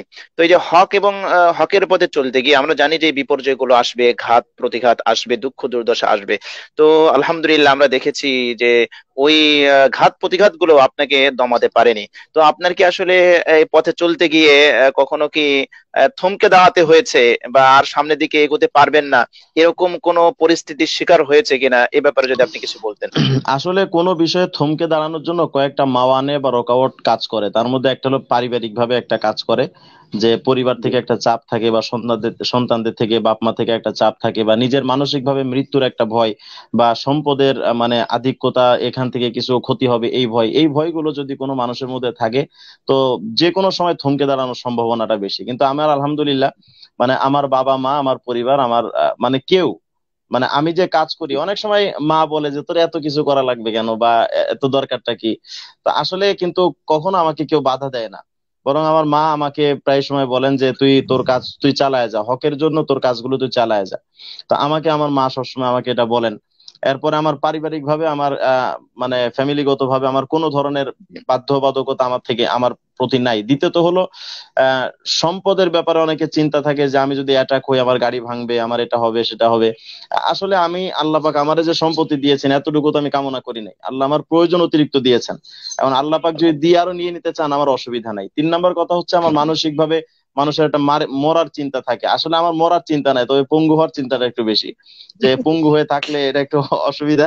কিন্তু যে কেউ যদি আমাকে মেরে ফেলে তাহলে আমার সত্য কথা বলতে আমার বিন্দু পরিমাণ কোনো ভয় নাই, আলহামদুলিল্লাহ। এটা আমার মানে সাহসিকতা বোঝাতে যে আমি বলছি না, ওয়াল্লাহি বিল্লাহি তাল্লাহি আমাকে যদি কেউ মেরে ফেলে, মানে হকের রাস্তার জন্য আমাকে মেরে ফেললে আমার বিন্দু পরিমাণ কোনো মানে ভয় হবে না, এটা আমার ভিতরে নাই। জি যার কারণে আমার আলহামদুলিল্লাহ আমার সামনে কোনো বাধ্যবাধকতা কখনো সম্মুখীন হতে হয়নি। জি, অনেক ধন্যবাদ প্রিয় ভাই। আপনার সাথে একটা নারীর সম্পর্ক আছে আমার, যেহেতু আমরা অল্প কিছুদিন এক প্রতিষ্ঠানে পড়েছিলাম। তো অনেক ব্যস্ততার মাঝে সময় দিয়েছেন, আবারও আপনাকে কৃতজ্ঞতা জ্ঞাপন করছি, শুকরিয়া জ্ঞাপন করছি।